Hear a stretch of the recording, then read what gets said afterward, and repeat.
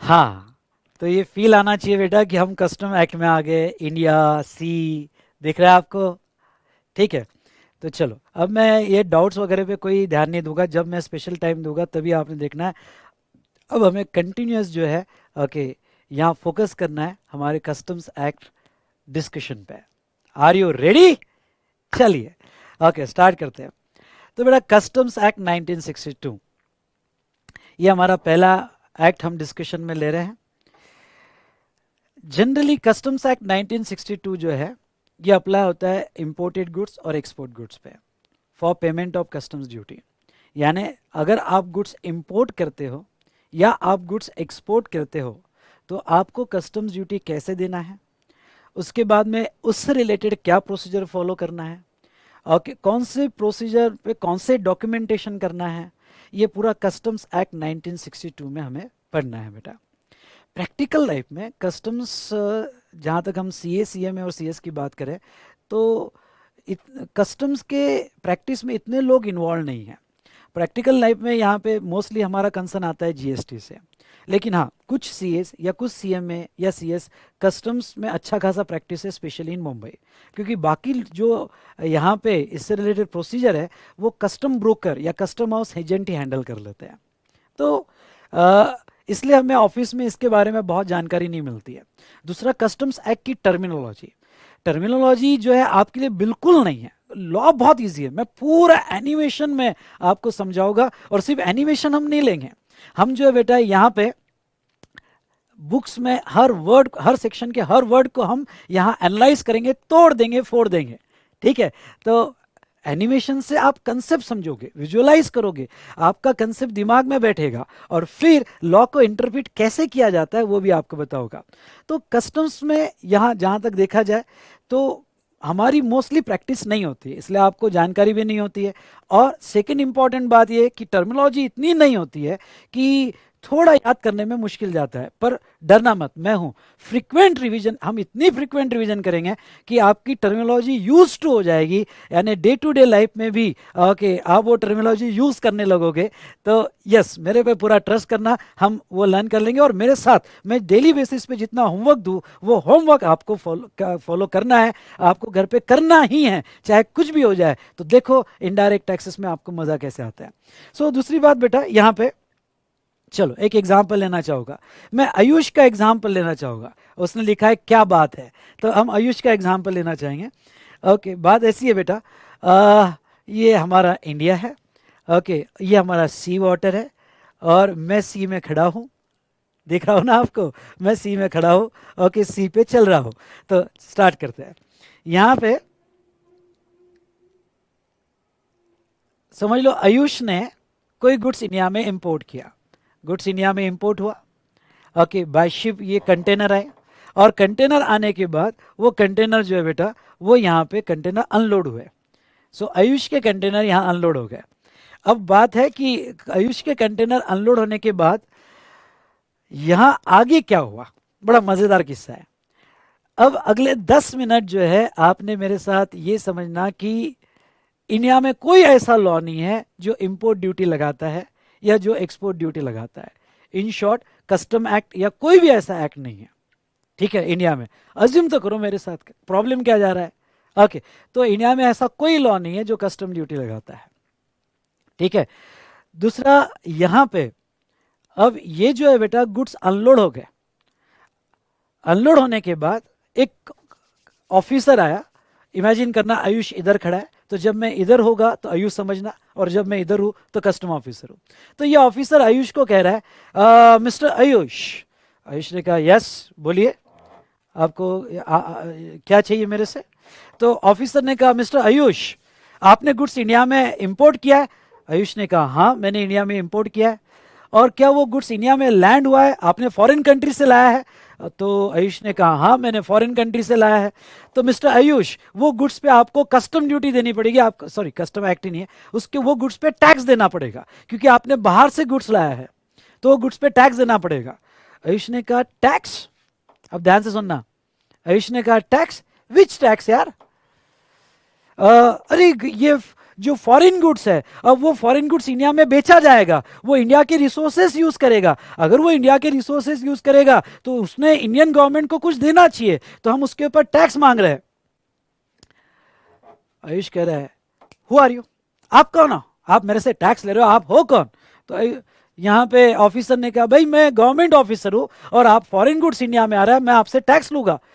तो यहाँ आयुष ने कहा do you have a constitutional authority to collect tax from me, आप मेरे से टैक्स कलेक्ट करने का कॉन्स्टिट्यूशनल पावर रखते हो? भाई हम पब्लिक है, कोई भी ओके यहाँ पे अलता भलता आ गया, कोई भी आ गया और वो हमारे से टैक्स मांग रहा है, आप हो गया ऑफिसर, क्या आपके पास कॉन्स्टिट्यूशनल पावर है कि आप मेरे गुड्स पे टैक्स ले सकते हो? ध्यान से सुनना मेरी बात, बड़ी इंपॉर्टेंट बात है।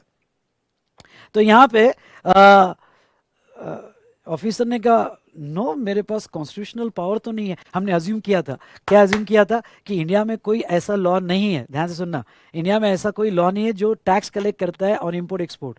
सो बेटा ध्यान से सुनो, यहाँ ना हम ये इतने बेसिक से जाएंगे कि पहले अज्यूम करेंगे कि लॉ नहीं है, फिर हम लॉ बना कैसे, लॉ कहता क्या है, कब टैक्स लगाता है, step by step, step by step, आगे आगे देखो होता है क्या। तो यहाँ पे तो जहां तक देखा जाए तो ऑफिसर ने कहा no I don't have a constitutional authority. Ayush ने कहा you don't have a constitutional authority. So ना ऑफिसर ने कहा नहीं मेरे पास कोई कॉन्स्टिट्यूशनल अथॉरिटी नहीं है। तो आयुष ने कहा gate out from here. Officer ने कहा सर मैं गवर्नमेंट का ऑफिसर हूं, सेंट्रल गवर्नमेंट का, आप मेरी इंसल्ट कर रहे हो, आप कह रहे हो get out from here. Ayush ने कहा okay yes get out from here, you are a public servant, आप सर्वेंट हो, सर्वेंट जैसे रहो। हाँ आप सर्वेंट हो, सर्वेंट जैसे रहो।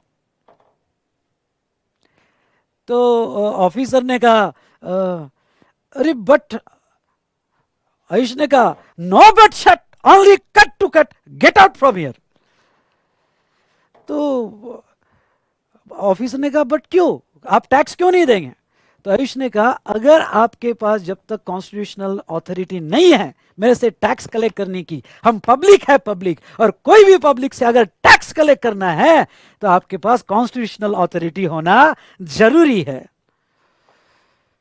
तो यहां पे यहाँ ऑफिसर ने कहा नहीं मेरे पास कॉन्स्टिट्यूशनल अथॉरिटी नहीं है। तो आयुष ने कहा गेट आउट। अब बेटा ऑफिसर जो है उसको दिन रात नींद नहीं आ रही है, ओके, ना चैन ना रैन, उसकी बहुत इंसल्ट की आयुष ने, ओके, आयुष ने बहुत इंसल्ट की और उसको कोई, अब वो दिन रात वही सोच रहे हैं, ना उसको नींद आ रही है और उसको अब बदला लेना है आयुष से। उसने तो कसम की खा ली, कसम की कसम, कसम से आयुष को नहीं छोड़ूंगा दिल से। तो उसने तो बेटा कसम खा ली कि मैं आयुष को तो छोड़ूंगा ही नहीं चाहे कुछ भी हो जाए। अब यहां पे करे क्या, उससे पहले कॉन्स्टिट्यूशनल पावर लेनी है। So let's talk about constitution of India. Power लेंगे, वेट वेट, मजा आएगा, और ऐसे पूरे एनिमेशन में हमारा कस्टम चलेगा, ठीक है। तो दोस्तों अब उसको कस्टम की पावर लेनी है, कॉन्स्टिट्यूशन ऑफ इंडिया। तो मैं आपका ध्यान चाहूंगा, what about constitution, what you know about constitution. मैं अब पॉज लेने वाला हूं 1 मिनट का, मैं आपके आंसर की राह देख रहा हूं। आप कॉन्स्टिट्यूशन के बारे में क्या जानते हो, कॉन्स्टिट्यूशन ऑफ इंडिया, कुछ भी बेटा आप यहां पे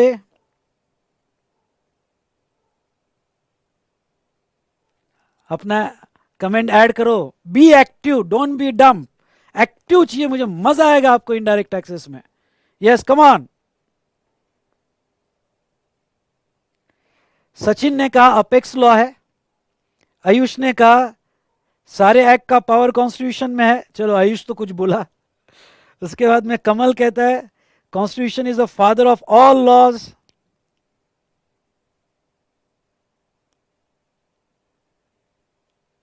बस 2-3 लोग, चलो बोलो बोलो, यहाँ पे it's a mother of law. अभी आप फादर और मदर में नहीं पढ़ने का, ओके, फादर, एक तो फादर या mother of all laws, it's okay. उसके बाद में article 265, yes I am coming to that article, क्योंकि कोई भी टैक्स लॉ अगर आपको पढ़ाना है तो आर्टिकल 265 की जानकारी होना जरूरी है। आपने इंटर लेवल पे या कोई अदर सब्जेक्ट में पढ़ा होगा, लेकिन अब मैं पढ़ा रहा हूँ ना, अपन का अलग स्टाइल है और अपन के स्टाइल से जाएंगे, ठीक है। तो यहाँ पे अरे Manish, you are looking cool वगैरह ये कमेंट्स बाद में, तो चलो आ जाते हैं। Constitution of India, constitution of India is the supreme law. Okay, ये सुप्रीम लॉ है, correct, it's a father of all law. यानी जितने भी लॉज बनते हैं उसका सोर्स, उसकी ऑथोरिटी कॉन्स्टिट्यूशन में होना जरूरी है। एक वर्ड यूज करता है कि ऑल लॉज इमेनेट्स, मतलब उसके सोर्स जो है वो all laws emanates from constitution of India. It's a supreme law. जब तक कॉन्स्टिट्यूशन आपको पावर नहीं देता है कोई भी लॉ बनाने की, तब तक इंडिया में पार्लियामेंट या लेजिस्लेचर ऑफ स्टेट इंडिया में लॉ नहीं बना सकते। तो भाई आज हम एक लॉ पढ़ने जा रहे हैं। कौन सा लॉ पढ़ने जा रहे हैं? Customs act. आई रिपीट, हम ये लॉ पढ़ने जा रहे हैं और वो है कस्टम्स एक्ट 1962। तो कस्टम्स एक्ट 1962 अगर हमें पढ़ना है तो ये सिचुएशन में इसका सोर्स हमें कॉन्स्टिट्यूशन में ढूंढना बहुत जरूरी है। तो आ जाते हैं, कॉन्स्टिट्यूशन ऑफ इंडिया कहता क्या है। तो कॉन्स्टिट्यूशन ऑफ इंडिया यहां देखिए, तो हम कस्टम्स लॉ का कॉन्स्टिट्यूशनल बैकग्राउंड पढ़ते हैं, और बाकी तो ठीक है। It's provides rights of every citizen of India, duties of every citizen of India, ये सब ठीक है। लेकिन जहाँ तक मैं कमर्शियल लॉ और टैक्स लॉ की बात करूँ तो वो सिचुएशन में यहाँ पे ओके हमारा कॉन्स्टिट्यूशन टैक्स लॉज के बारे में कहता क्या है, ओके इसकी रिलेटेड जानना बहुत जरूरी है। और आज हमारा बेसिक लेक्चर है, इंट्रोडक्टरी लेक्चर है, तो इसमें मैं सब बातें आपको बताऊंगा। सो चलो दोस्तों यहाँ आ जाते हैं। यहाँ पे आर्टिकल 265, आर्टिकल 265 कहता क्या है देखिए। अगर आर्टिकल 265 हम देखें तो आर्टिकल 265 दिख रहा है आपको बेटा क्लियरली? चलो मैं यहाँ आ जाता हूँ, तो यहाँ देखिएगा आर्टिकल 265 जो है क्या कहता है। आर्टिकल 265 कहता है no tax shall be levied और collected except under the authority of law. Okay मतलब क्या? मतलब बहुत सीधा सीधा है। आर्टिकल 265 कहता है इंडिया में कोई भी अथॉरिटी टैक्स लेवी भी नहीं कर सकती या कलेक्ट नहीं कर सकती जब तक लॉ से उसे अथॉरिटी ना मिले। यानी इंडिया में कोई भी लॉ जो है ओके नहीं बना सकता, टैक्स से रिलेटेड कलेक्ट नहीं कर सकता जब तक, सॉरी सॉरी सॉरी मेरे वर्ड्स थोड़ा चेंज करता हूँ, कोई भी टैक्स कलेक्ट नहीं कर सकता या लेवी नहीं कर सकता जब तक उसको कि बाय लॉ अथॉरिटी ना मिले। मतलब पहले लॉ बनाना पड़ेगा और उसके बाद में लेवी और कलेक्शन होगा, लेवी और कलेक्शन होगा। तो यहाँ पे वो जो ऑफिसर जिसकी इंसल्ट हुई और उसने कहा कसम की कसम, कसम से मैं टैक्स लूंगा मिस्टर आयुष से, तो जिसकी इंसल्ट हुई बेटा ओके वो अब उसने तो ठान ली कि मैं तो लॉ बना के रहूंगा।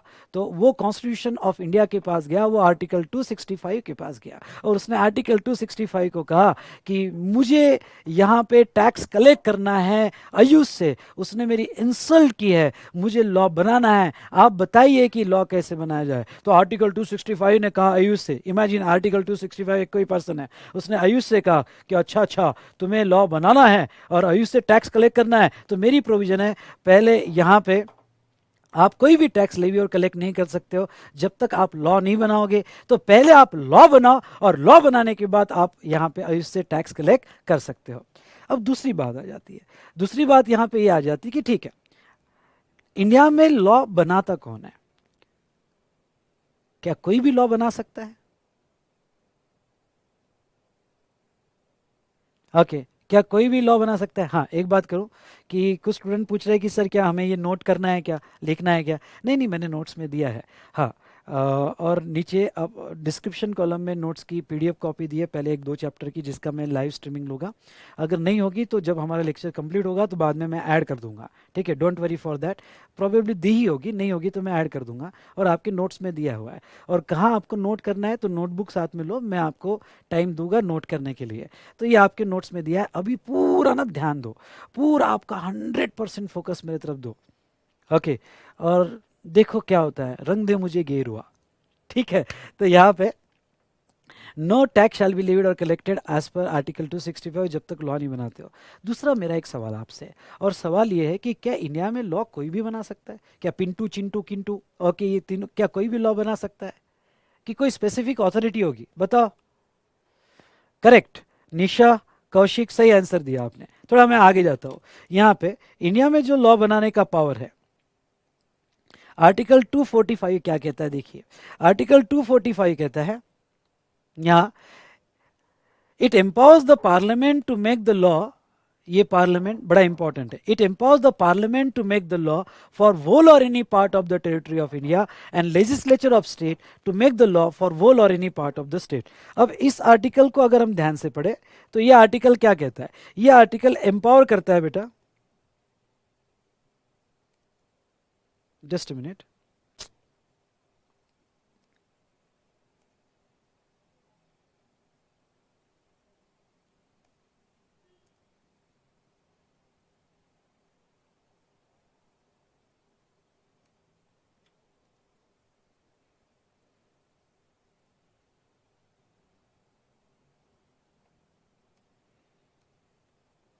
हाँ, ये एम्पावर करता है parliament to make the law for whole or any part of the territory of India and legislature of state to make the law for states. ठीक है, इंडिया में फेडरल स्ट्रक्चर है. अब ये फेडरल स्ट्रक्चर क्या होता है बेटा? Govern by two types of government, central और स्टेट, और वो उसमें डिवाइडेड फिर लोकल अथॉरिटी वगैरह, लेकिन मेनली सेंट्रल एंड स्टेट. और बहुत अच्छा स्ट्रक्चर है फेडरल स्ट्रक्चर, यानी कोई भी पावर एक गवर्नमेंट के पास नहीं है, क्योंकि जब कोई भी पावर एक गवर्नमेंट के पास आ जाती है तो वो बड़ा खतरनाक हो जाता है.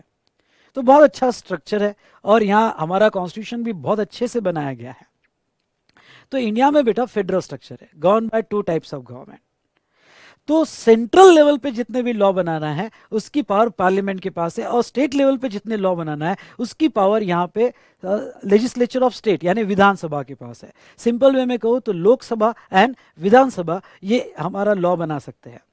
अब यहाँ पे आयुष का क्या क्वेश्चन है? आयुष का ये क्वेश्चन है बेटा, वो आर्टिकल 265 के पास गया.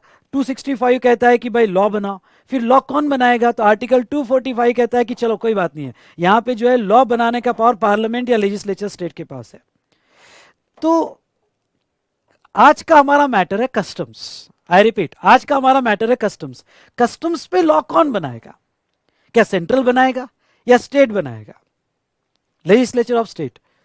तो ये जानने के लिए एक आर्टिकल और दिया है, आर्टिकल 246. I repeat, article 246. ये एग्जाम में नहीं पूछा जाएगा, और पर्टिकुलरली फाइनल लेवल पे तो नहीं पूछा जाएगा. क्या है, आज का हमारा पहला लेक्चर है, लॉ को स्टार्ट करना है, इसलिए हम बेसिक से जा रहे हैं, और ये नोट्स में दिया है, don't worry for that. Okay, कहाँ से इंपॉर्टेंट है, कहाँ से लिखना है, मैं बताऊंगा. तो नेक्स्ट आर्टिकल 246. आर्टिकल 246 अगर आप देखोगे शेड्यूल 7, इसमें टोटल 3 लिस्ट दी है. पहली list union list, second state list, और थर्ड कॉन्करेंट लिस्ट. ऐसी टोटल 3 लिस्ट दी है. क्या पता है आपको ये तीनों लिस्ट के बारे में? Yes, union list, state list और कॉन्करेंट लिस्ट, तीनों लिस्ट के बारे में आपको पता है दोस्तों?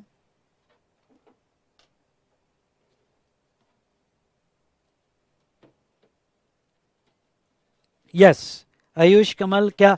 तो यहाँ list 1 called as union list, list 2 called as state list, और list 3 called as concurrent list. ठीक है, तो ये 3 लिस्ट यहाँ पे दिया हुआ है बेटा. यूनियन लिस्ट मतलब लिस्ट 1 में मैंने सभी एंट्रीज नहीं ली, पर टोटल 97 एंट्रीज है लिस्ट 1 में. वो 97 सब्जेक्ट्स पे सेंट्रल के पास पावर है लॉ बनाने का. लिस्ट 2 में यहाँ पे ओके जो सब्जेक्ट्स दिए उसके ऊपर स्टेट के पास पावर है. और तीसरी लिस्ट है बेटा हमारी कॉन्करेंट लिस्ट. कॉन्करेंट लिस्ट पे ओके कुछ ऐसे सब्जेक्ट है जिसमें दोनों गवर्नमेंट, सेंट्रल और स्टेट गवर्नमेंट लॉ बना सकती है. फॉर एग्जांपल कॉन्करेंट लिस्ट में फॉरेस्ट, टेररिज्म, वुमेन वेलफेयर, जैसे टेररिज्म पे सेंट्रल पे भी लॉ है और स्टेट में भी लॉ है. नार्कोटिक्स सेंट्रल पे भी लॉ है, स्टेट पे भी लॉ है.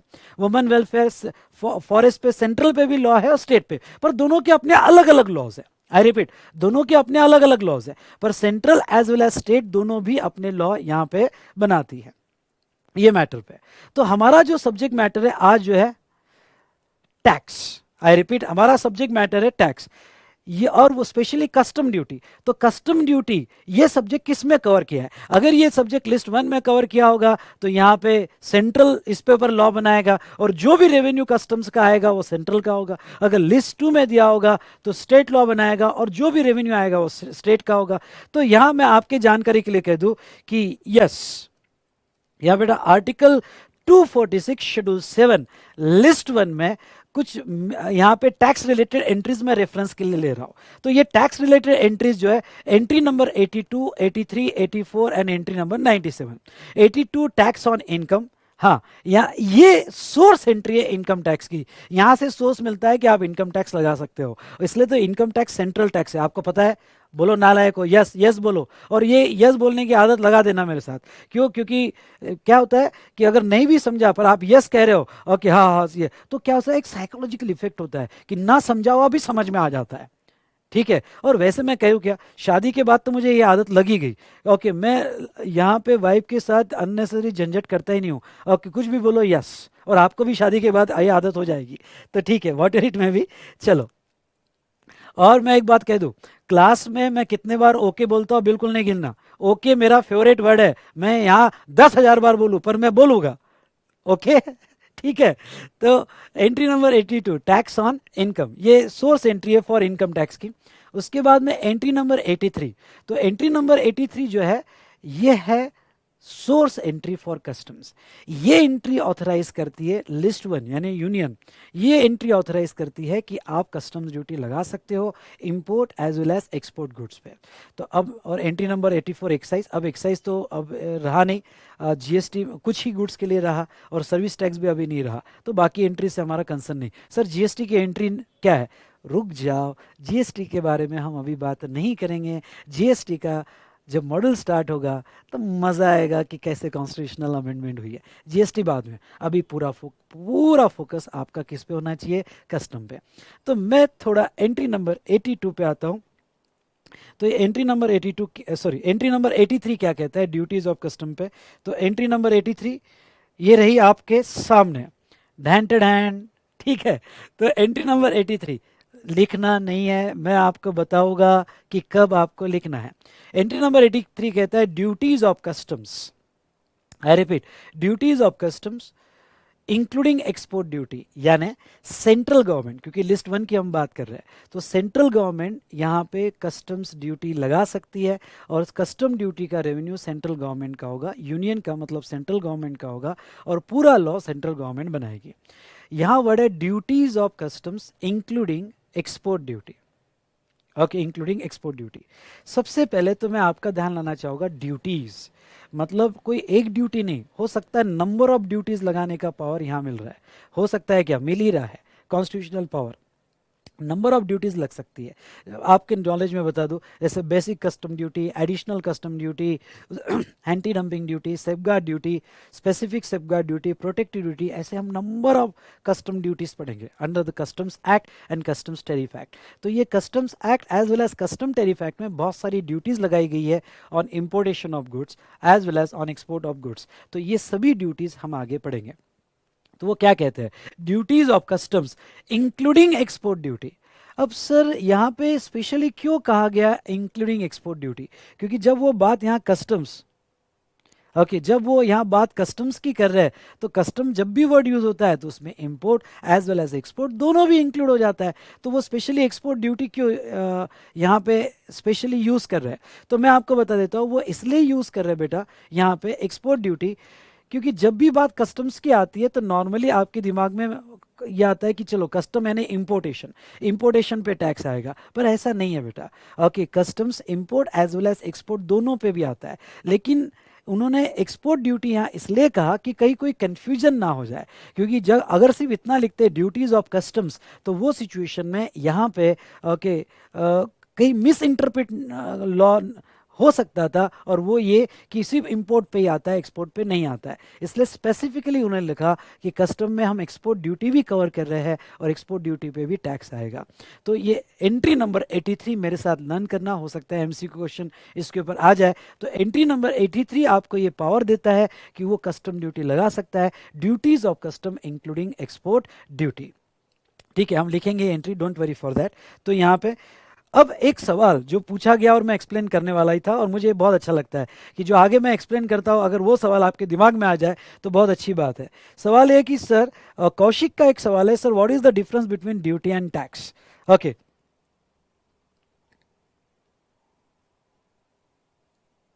एंट्री नंबर 83 हमने देखी। चलो, अब ये सवाल मैं लेने ही वाला था, देखो पीपीटी उसकी रेडी है, पर अगर ये पूछ लिया आपने तो ये मैं ले लेता हूँ।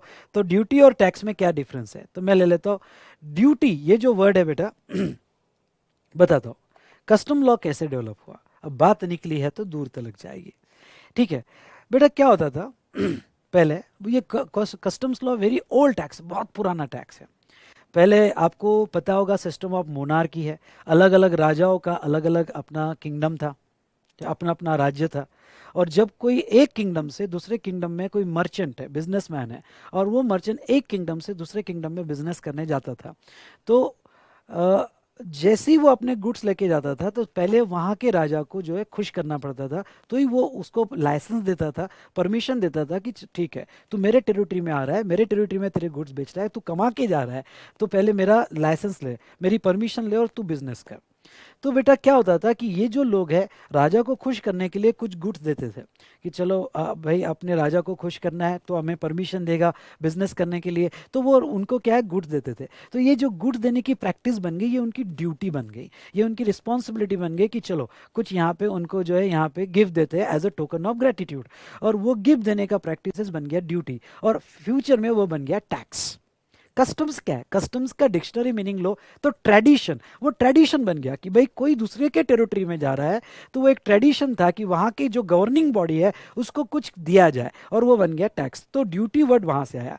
ड्यूटी वर्ड जनरली जो है गुड्स पे यूज़ किया जाता था, कम ऑन, गुड्स पे यूज़ किया जाता था। एक था यहाँ पे कस्टम ड्यूटी और दूसरा था एक्साइज ड्यूटी। अब एक्साइज ड्यूटी के बारे में आपने इंटर या आईपीसी लेवल पे पढ़ा होगा, पर हमको उसका ज़्यादा डिटेल में जाना नहीं है, अब तो हमें जीएसटी लॉ पढ़ना है। तो ड्यूटी वर्ड जनरली गुड्स से रिलेटेड यूज किया जाता था। Duty nothing but tax, I repeat, duty nothing but tax, लेकिन गुड्स से रिलेटेड यूज किया जा रहा है। और अदर देन गुड्स के लिए टैक्स यूज होता था, जैसे इनकम टैक्स है, उसके बाद में सेल्स टैक्स। सेल्स टैक्स था गुड्स पे, पर उसका प्राइमरी इवेंट सेल था, सेकेंडरी इवेंट गुड्स था। लेकिन कस्टम्स अगर हम पढ़ेंगे तो कस्टम्स का प्राइमरी इवेंट गुड्स है, सेकेंडरी इंपोर्ट एक्सपोर्ट है। तो वॉट इट में भी इसकी टेक्निकलिटी में आपको नहीं जाना है, लेकिन हाँ ड्यूटी वर्ड जनरली कमोडिटी से रिलेटेड यूज किया जाता था, और टैक्स अदर देन यहाँ पे कमोडिटी। लेकिन जीएसटी आने के बाद ये डिफरेंस को इतना इंपॉर्टेंट नहीं रहा, क्योंकि जीएसटी भी टैक्स गुड्स पे है, गुड्स एंड सर्विसेज टैक्स हो गया है। तो अब ये डिफरेंस को इतना इंपॉर्टेंस मत देना, कब ड्यूटी का है कब टैक्स का है। पर इन जनरल सेंस कहीं डिफाइन नहीं हुआ है, पर इन जनरल सेंस जब कोई टैक्स कमोडिटी पे लगाया गया पुराने टाइम पे, तो वर्ड ड्यूटी यूज किया गया, क्योंकि हमारे बहुत से वर्ड ब्रिटिश लॉ से आए हैं। तो यहाँ पे इंग्लैंड के जो लॉ थे उसमें ड्यूटी वर्ड यूज किया जाता था, और बाकी टैक्स। चलो इसको ज़्यादा स्ट्रेस नहीं करता हूँ, फटाफट आगे बढ़ते हैं। ठीक है, नेक्स्ट बेटा हम आते हैं कस्टम्स एक्ट 1962। तो अब एंट्री नंबर 83 लिस्ट 1 आर्टिकल 246, ठीक है, इसमें ऑथोरिटी मिल गई। और क्या ऑथोरिटी मिल गई, कस्टम्स एक्ट 1962, यहाँ पे ये है, सॉरी बेटा, कस्टम्स एक्ट 1962, ये लॉ बनाने की ऑथोरिटी यहाँ पे मिल गई। और एंट्री नंबर 83 के तहत हम ये एक्ट बना रहे हैं, और वो एक्ट का नाम है कस्टम्स एक्ट 1962। डन, यस और नो?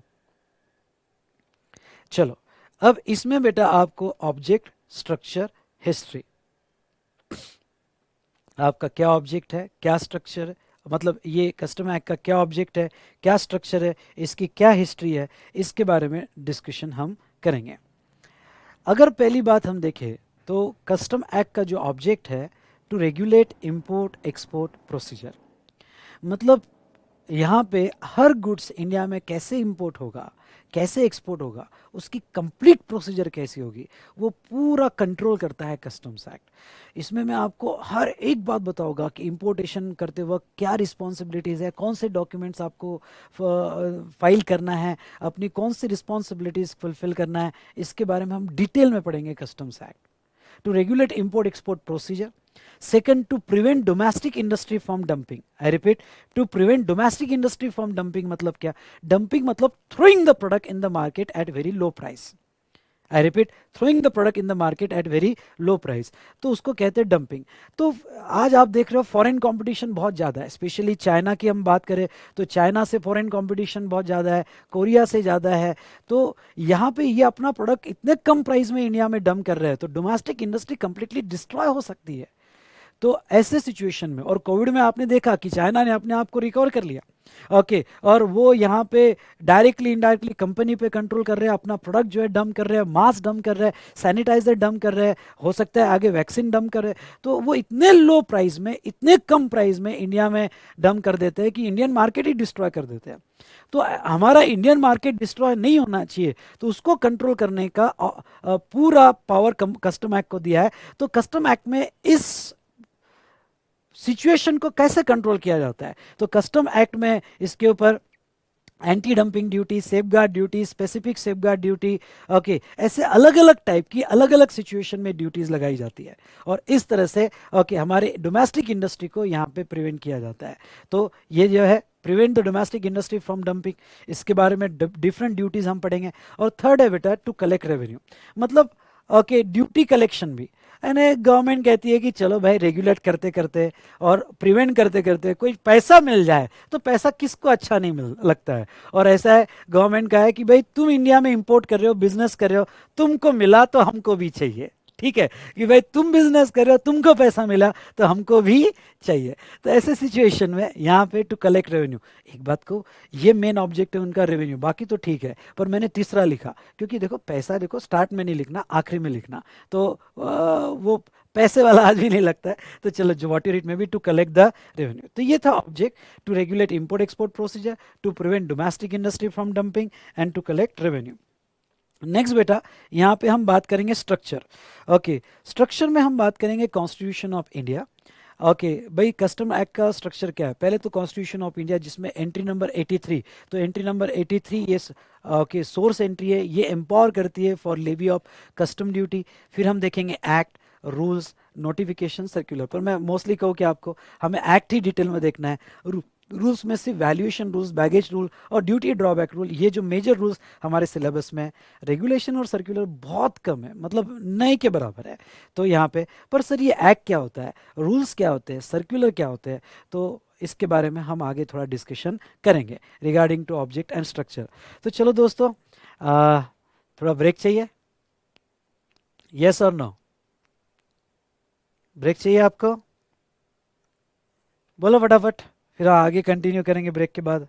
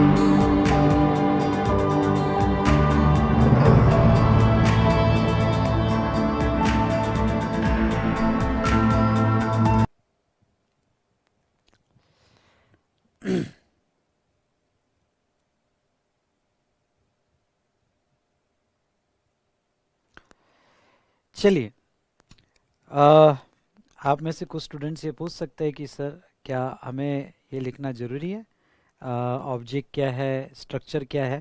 तो मैं ये कहूँगा कोई ज़रूरत नहीं है लिखने की, सिर्फ समझ लो। आगे स्ट्रक्चर मैंने दिया हुआ है हमारे नोट्स में, हम उसको डिस्कस भी करेंगे। और उसके बाद में हिस्ट्री, तो somewhat history about customs act 1962। Short में मैं थोड़ा आपको समझा देता हूँ इसकी हिस्ट्री क्या है। चलिए देखते हैं। यहाँ दोस्तों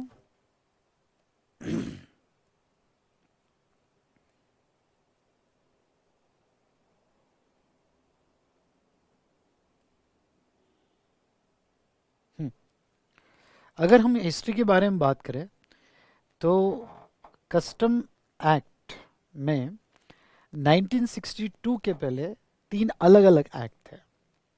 जैसे आप देखते हो तो 1962 आपको यहाँ दिख रहा है, पर पहले 3 अलग अलग एक्ट थे और तीनों एक्ट को मर्ज करके बनाया गया कस्टम्स एक्ट 1962।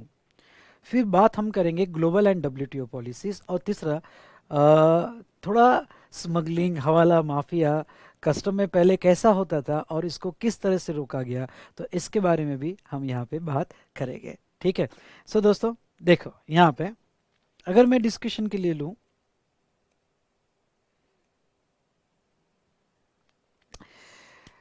नाइनटीन 1962 के पहले इंडिया में 3 एक्ट थे। चलो फटाफट इधर देखो, 1962 के पहले इंडिया में 3 एक्ट थे। एक था inland bonded warehouse act, दूसरा सी कस्टम्स एक्ट और तीसरा लैंड कस्टम स्टेशन एक्ट।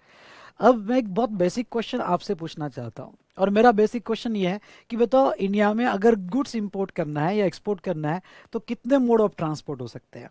फटाफट बताओ कितने मोड ऑफ ट्रांसपोर्ट हो सकते हैं? एक बाय एयर जो आपको यहाँ दिख रहा है, दूसरा बाय सी रूट जो आपको दिख रहा है, और तीसरा, मैं आपके आंसर का वेट कर रहा हूँ फटाफट, और तीसरा बेटा okay bye land root. Land route में रेलवे या फिर ओके ट्रक वगैरह से इंडिया में इंपोर्ट होगा। तो ये 3 नॉर्मली मेजर रूट होते हैं जिससे इंडिया में इंपोर्ट होता है। हाँ, और आप पाइपलाइंस भी कह सकते हो, जैसे पाइपलाइन ऑयल वगैरह इंपोर्ट किया जाता है तो पाइपलाइन वगैरह ये भी हो सकता है जो बाय सी रूट लाया जाता है। तो मेजर 3 रूट होते हैं, air, water and land route. ठीक है। तो 1962 के पहले क्या था? 1962 के पहले यहाँ पे जो गुड्स बाय एयर इंपोर्ट हो रहा था उसके लिए separate act, inland bonded warehouse, लिखना नहीं है, सिर्फ जानकारी। Inland bonded warehouse act. जो गुड्स बाय सी रूट आ रहा है उसके लिए sea custom station act, okay, और जो बाय लैंड आ रहा है तो लैंड कस्टम स्टेशन एक्ट। यानी ऐसे 3 अलग अलग एक्ट थे, 3 अलग अलग ऑफिसेस थे, 3 अलग अलग एडमिनिस्ट्रेशन थे। लेकिन 1962 में ये सोचा गया कि यार ये ऐसे 3 एक्ट रखने की क्या जरूरत है, तीनों भी कस्टम्स को कंट्रोल करते हैं, क्यों ना तीनों को मर्ज कर दिया जाए और तीनों को मर्ज करके एक ही लॉ बनाया जाए जिसका नाम होगा कस्टम एक्ट 1962।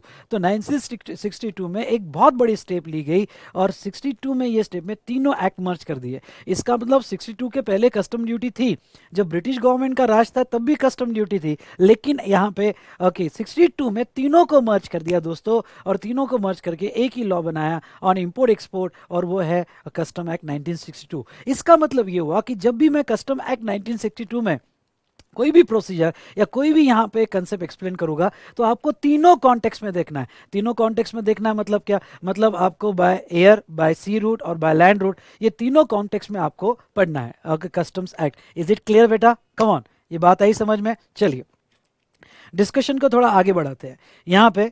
तो अब तीनों एक्ट को मर्ज कर दिया और बना customs act 1962। Okay, custom act 1962। अब थोड़ा मैं आपको ये भी बता दूं कि आज मैं जैसे हिस्ट्री बता रहा हूँ, वैसे हो सकता है 25 साल बाद ये हिस्ट्री बताऊंगा कि पहले एक्साइज भी था, फिर वैट भी था, फिर सीएस भी था, फिर सब VAT, CST, excise, service tax merge करके जीएसटी बनाया गया और जीएसटी 2017 लाया गया, एक बहुत अच्छा मॉडल बनाया गया। ये हिस्ट्री में आज के 25 साल बाद आपके जो आर्टिकल हो गए, हो सकता है उन आर्टिकल को मैं यहाँ पे एक्सप्लेन करूँ, तो आपके आर्टिकल बड़े खुश हो जाएंगे और आ जाएंगे और कहेंगे कि आज ना सर ने बहुत अच्छी हिस्ट्री बताई। तो आप पूछोगे भाई किसके पास क्लास लगाई, तो वो कहेंगे मैंने अपना नाम नहीं लिया, ठीक है, तो what it may be, just kidding. तो यहाँ पे ये था regarding to the first history about customs act कि ये कस्टम एक्ट 1962 में कैसे बना। दूसरा बेटा मैं थोड़ा ग्लोबल पॉलिसी के बारे में बात करता हूँ, WTO एंड ग्लोबल पॉलिसी। अब मैं आपको एक बात बता दूं कि इंडिपेंडेंस के पहले यहाँ पे इंपोर्ट ड्यूटी जो रेट थे वो 5% थे। आई रिपीट, इंडिपेंडेंस के पहले इंपोर्ट ड्यूटी जो रेट थे वो कितने थे? 5% ब्रिटिश गवर्नमेंट में। लेकिन जैसे इंडिपेंडेंस मिला हमारा कस्टम ड्यूटी रेट शूट हो गया और वो जो है 300% ऑन गुड्स। यानी जस्ट इमेजिन, यानी इंडिपेंडेंस के पहले 100 रुपए का गुड्स अगर आप लाते हो तो वो 100 रुपए के गुड्स पे सिर्फ 5 रुपया कस्टम ड्यूटी थी। लेकिन ओके, जैसे ही हमको इंडिपेंडेंस मिला हमने कस्टम ड्यूटी रेट सब्सटेंशियली बढ़ा दिए, ओके, तो अनप्रेसिडेंट लेवल पे बढ़ा दिए और 300% कर दिया। मतलब 100 रुपए का गुड्स होगा तो कस्टम ड्यूटी ही 300 रुपए होगी। हाँ, कस्टम ड्यूटी 300 रुपए, हाँ 300 रुपए कस्टम ड्यूटी, यानी ओके 100 प्लस 300 400 रुपए उसकी लैंडिंग प्राइस होगी। सर इतना क्यों बढ़ाया, सडनली इतना शॉर्ट क्यों किया? आपके इसमें सवाल आएगा कि सर व्हाई, ओके इतना क्यों बढ़ाया गया? तो बेटा यहाँ पे इसको इसलिए इतना बढ़ाया गया क्योंकि इसके पीछे दो रीजन थे। एक, scarcity of foreign exchange reserve, हमारे पास फॉरेन एक्सचेंज नहीं था। ध्यान से देखना, हमारे पास फॉरेन एक्सचेंज नहीं था। भाई फॉरेन एक्सचेंज क्यों चाहिए? क्योंकि जब गुड्स इंपोर्ट होता है तो उसके पेमेंट फॉरेन एक्सचेंज में होते थे और इंडिया को जस्ट अभी अभी इंडिपेंडेंस मिला था, पैसा कहाँ था हमारे पास? फॉरेन एक्सचेंज में। तो ऐसे सिचुएशन में ओके हम फॉरेन करेंसी में पे ही नहीं कर सकते थे, तो वो केस में हमें इंपोर्ट को कहीं तो भी इनडायरेक्टली रोकना पड़ा। और हमने इनडायरेक्टली कैसे रोका इंपोर्ट को? तो हमने कस्टम ड्यूटी बहुत बढ़ा दी उसके ऊपर 300%, बहुत सारे गुड्स 300% पे थे। एज वेल एज हमने लाइसेंस भी रख दिए, मतलब इंडिया में कोई भी ऐसे इंपोर्ट नहीं कर सकता था। अगर इंडिया में इंपोर्ट करना है तो उसके पास लाइसेंस होना जरूरी था। आज ठीक है, आज आप अमेजोन से कुछ लिमिट तक इंपोर्ट कर सकते हो, एक सर्टेन लिमिट तक इंपोर्ट कर सकते हो, पर पहले ऐसा नहीं था। पहले जब भी किसी को कुछ भी इंपोर्ट करना है तो 1992 के पहले लाइसेंस होना जरूरी था। आज भी बहुत से केसेस में लाइसेंस है, लेकिन 90% केसेस फ्री इंपोर्ट में है। थोड़ा मैं बाद में समझाऊंगा आपको। तो लाइसेंस रख दिया, कस्टम्स ड्यूटी बहुत ज्यादा बढ़ा दी, उसके वजह से क्या है, इनडायरेक्टली कस्टम पे इंपोर्ट पे कंट्रोल कर दिया इंडियन गवर्नमेंट ने, क्योंकि फॉरेन एक्सचेंज नहीं था। और दूसरा मेन रीजन ये था बेटा, क्या मेन रीजन था? To protect domestic industry from foreign competition. अब to protect domestic industry from foreign competition मतलब क्या? क्योंकि देखो अभी अभी इंडिपेंडेंस मिला था, अगर हम हमारे डोमेस्टिक इंडस्ट्री को प्रोटेक्ट नहीं करते थे, ध्यान से सुनना, डोमेस्टिक इंडस्ट्री को प्रोटेक्ट नहीं करते थे तो वो सिचुएशन में फॉरेन कंपटीशन डोमेस्टिक इंडस्ट्री को डेवलप कभी नहीं होने देती थी। जैसा दुबई की खुद की डोमेस्टिक इंडस्ट्री डेवलप ही नहीं हो पाई, पूरा यूएस का कंट्रोल है वहां पे इंडस्ट्रीज पे। तो ऐसे सिचुएशन में जहां तक देखा जाए अब ठीक है, अभी अब वो धीरे धीरे डेवलप कर रहे हैं, लेकिन नो डाउट बहुत बड़ा यूएस का इन्फ्लुएंस है दुबई में, हमको उसके डिटेल में नहीं जाना है। तो डोमेस्टिक इंडस्ट्री को अगर बढ़ावा देना है, आगे बढ़ाना है, तो हमें फॉरेन गुड्स को रोकना पड़ेगा, फॉरेन कंपटीशन को रोकना पड़ेगा। ये दो मेन रीजन थे जिसके वजह से कस्टम ड्यूटी 3% थी और दूसरा कस्टम्स लाइसेंस थे। ओके, उसके बाद में नेक्स्ट बेटा थोड़ा और इसकी हिस्ट्री में आगे बढ़ते हैं। लेकिन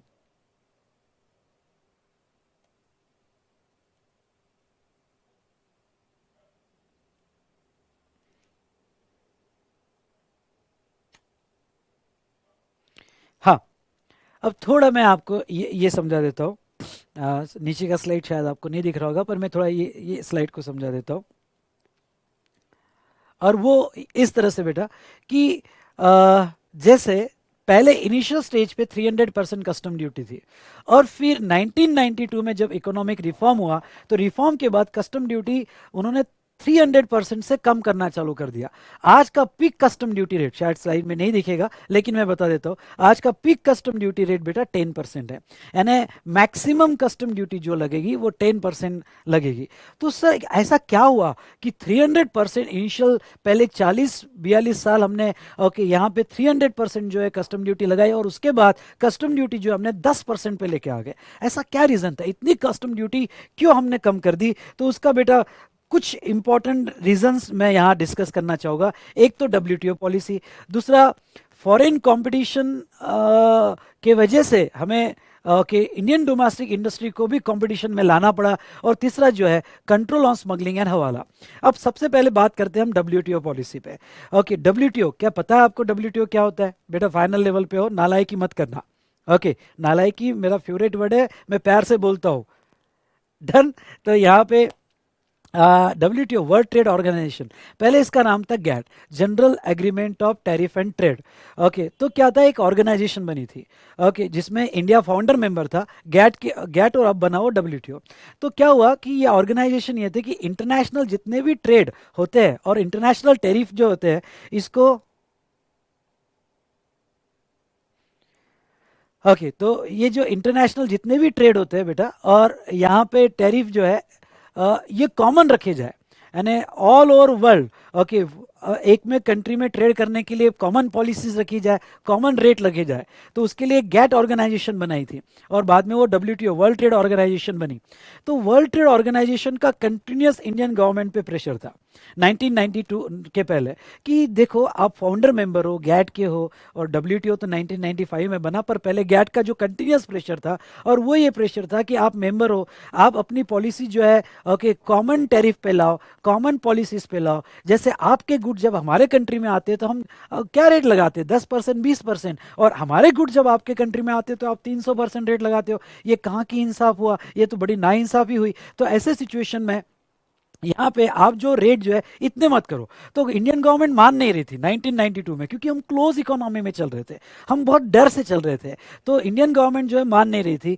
तो फिर क्या होता था, बहुत सी foreign government specially Indian goods पे एक्स्ट्रा ड्यूटीज लगा के रखती थी, क्योंकि वो कहती थी इक्वल ट्रीटमेंट नहीं है। जबकि WTO की पॉलिसी या गैट की पॉलिसी थी कि अक्रॉस द कंट्रीज सभी एक में के गुड्स को इक्वल ट्रीटमेंट दे, और यहाँ इक्वल ट्रीटमेंट बिल्कुल नहीं है। तो ऐसे सिचुएशन में हम भी एक्स्ट्रा ड्यूटी लगाएंगे।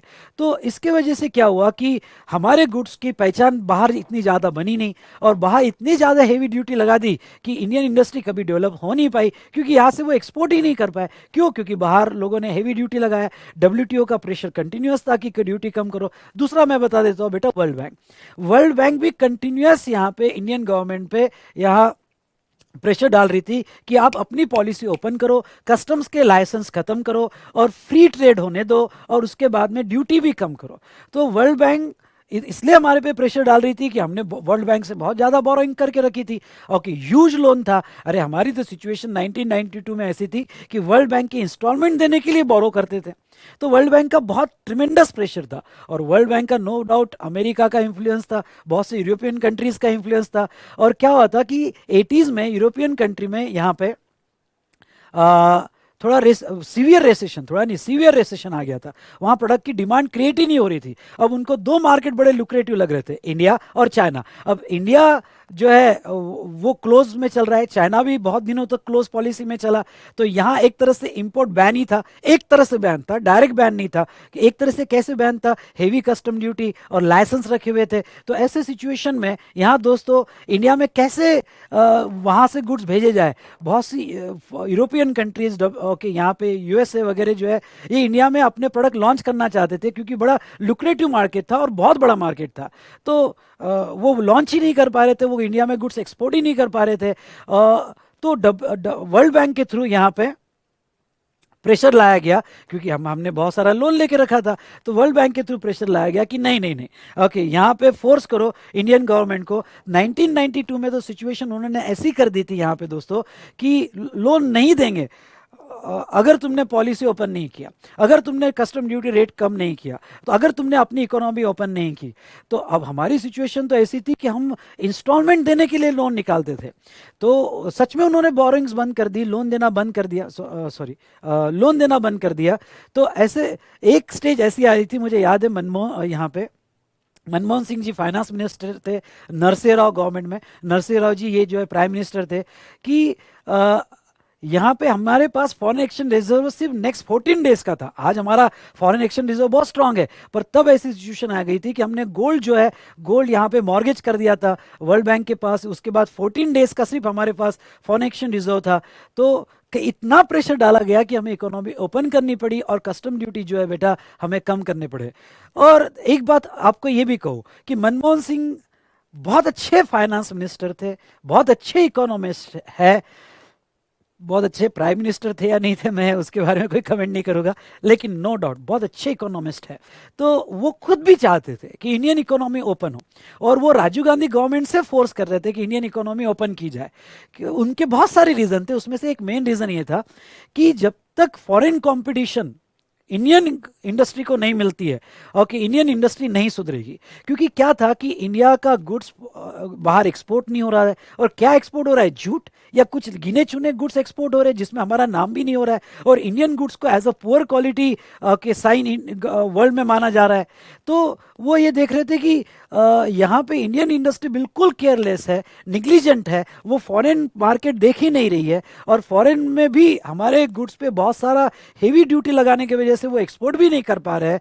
तो वो ये देख रहे थे कि इंडियन इंडस्ट्री सिर्फ इंडिया में मार्केट चला रही है, मोनोपोली कर रही है, और कुछ गिने चुने इंडस्ट्रियलिस्ट, ओके, टाटा बिरला वगैरह, ये इंडिया में बिजनेस कर रहे हैं, क्वालिटी पे ध्यान नहीं है, प्रोडक्शन कैपेसिटी पे ध्यान नहीं है।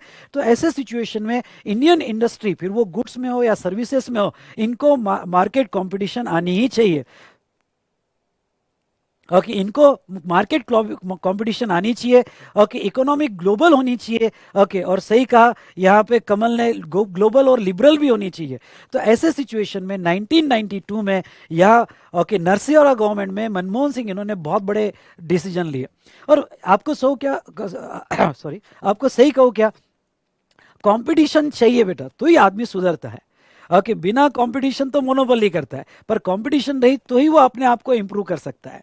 तो ये आपको एक बात बता दूं, मैंने ये देखा है, और इंडियन इंडस्ट्री कैसे डेवलप हुई, ओके, थोड़ा एक एग्जांपल से बताना चाहूँगा। 1997 की बात है, 1997 की बात है। बैंक में लोन इजीली नहीं मिलते थे, और नेशनलाइज बैंक थी, गवर्नमेंट बैंक्स थी, ओके, फिर एसबीआई को या महाराष्ट्र में बैंक ऑफ महाराष्ट्र को। तो ये नेशनलाइज बैंक में अगर आपको छोटा सा 25,000 का भी लोन लेना रहा ना, तो वहाँ मैनेजर अपने आप को किंग समझता था, और मैनेजर तो छोड़ो, वहाँ प्यून भी अपने आप को किंग समझता था। मुझे याद है मैं अपने पापा के साथ जब होम लोन निकालने गया था, 50,000 का होम लोन था, और होम लोन निकालने पापा के साथ ऐसे ही गया था, मैं कुछ 7th 8 में होगा, ऐसे ही गया था। तो वहाँ का प्यून भी अपने आप को किंग समझता था, और कि लाइन में खड़े रहो, मोनोपोली चल रही है। तो उनकी ह्यूमिलेटिंग ट्रीटमेंट हमको होती थी।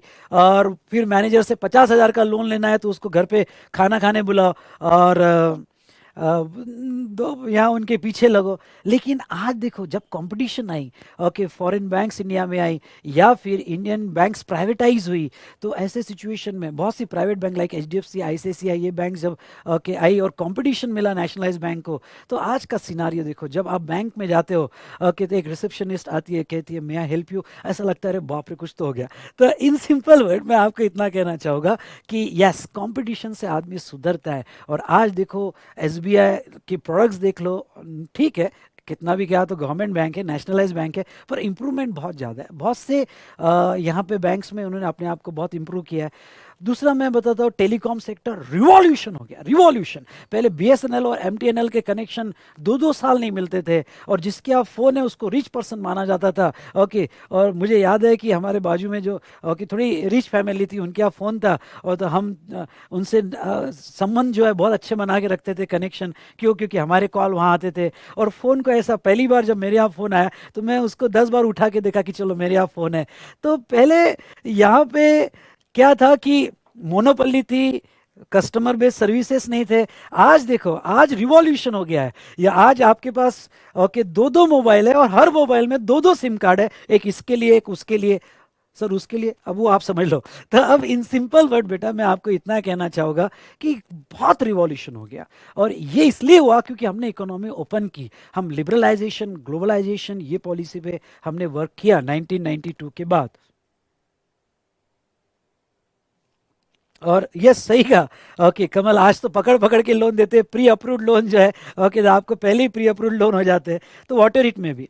तो ये था रिगार्डिंग टू बेटा, जहाँ तक देखा जाए यहाँ पे कंपटीशन होना जरूरी था। और मेन दूसरा एक रीज़न कि हमने कस्टम ड्यूटी रेट और इंपोर्ट लिबरल क्यों किया, स्मगलिंग एंड हवाला। 60s में, 50s 60s और 70s में इतना स्मगलिंग हुआ, और स्मगलिंग क्यों नहीं होगा, 300% कस्टम्स ड्यूटी, ओके, तो लोग स्मगलिंग ही करेंगे। ओके, आपको याद होगा कि पहले यहाँ पे दाऊद के पहले जो है स्मगलिंग जो था, फिर दाऊद आया smuggling man etcetera, 70s 80s में तो बहुत ज़्यादा हुआ। अगर आपको याद होगा तो पहले मूवीज़ भी ऐसी बनती थी, विलन कौन था, स्मगलर, मोना ये लो सोना, कुछ याद है आपको? तो विलन फिक्स था, स्मगलर। और यहाँ पे लास्ट मूवी स्मगलिंग की मैंने जो देखी 1990 में, मोगैम्बो खुश हुआ, तो विलन फिक्स था, स्मगलर। और यहाँ पे एक्ट्रेस और एक्टर जो है वो लड़ रहे हैं, कहीं तो भी यहाँ सक्सेसफुल हो रहे हैं, और आखिरी में पिक्चर खत्म हो रही है।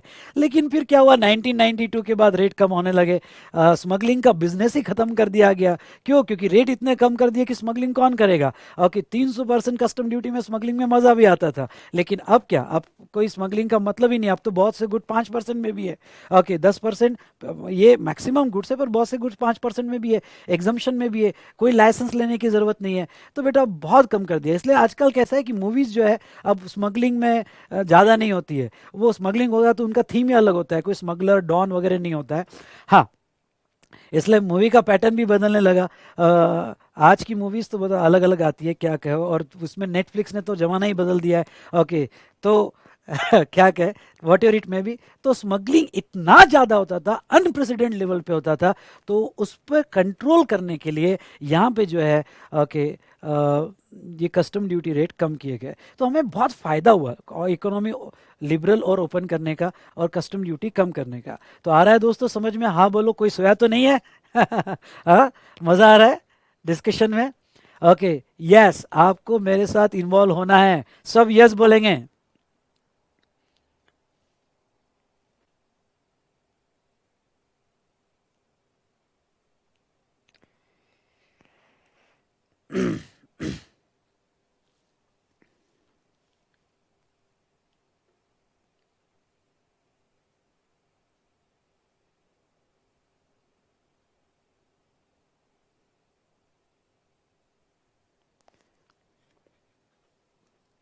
जस्ट मिनट बेटा।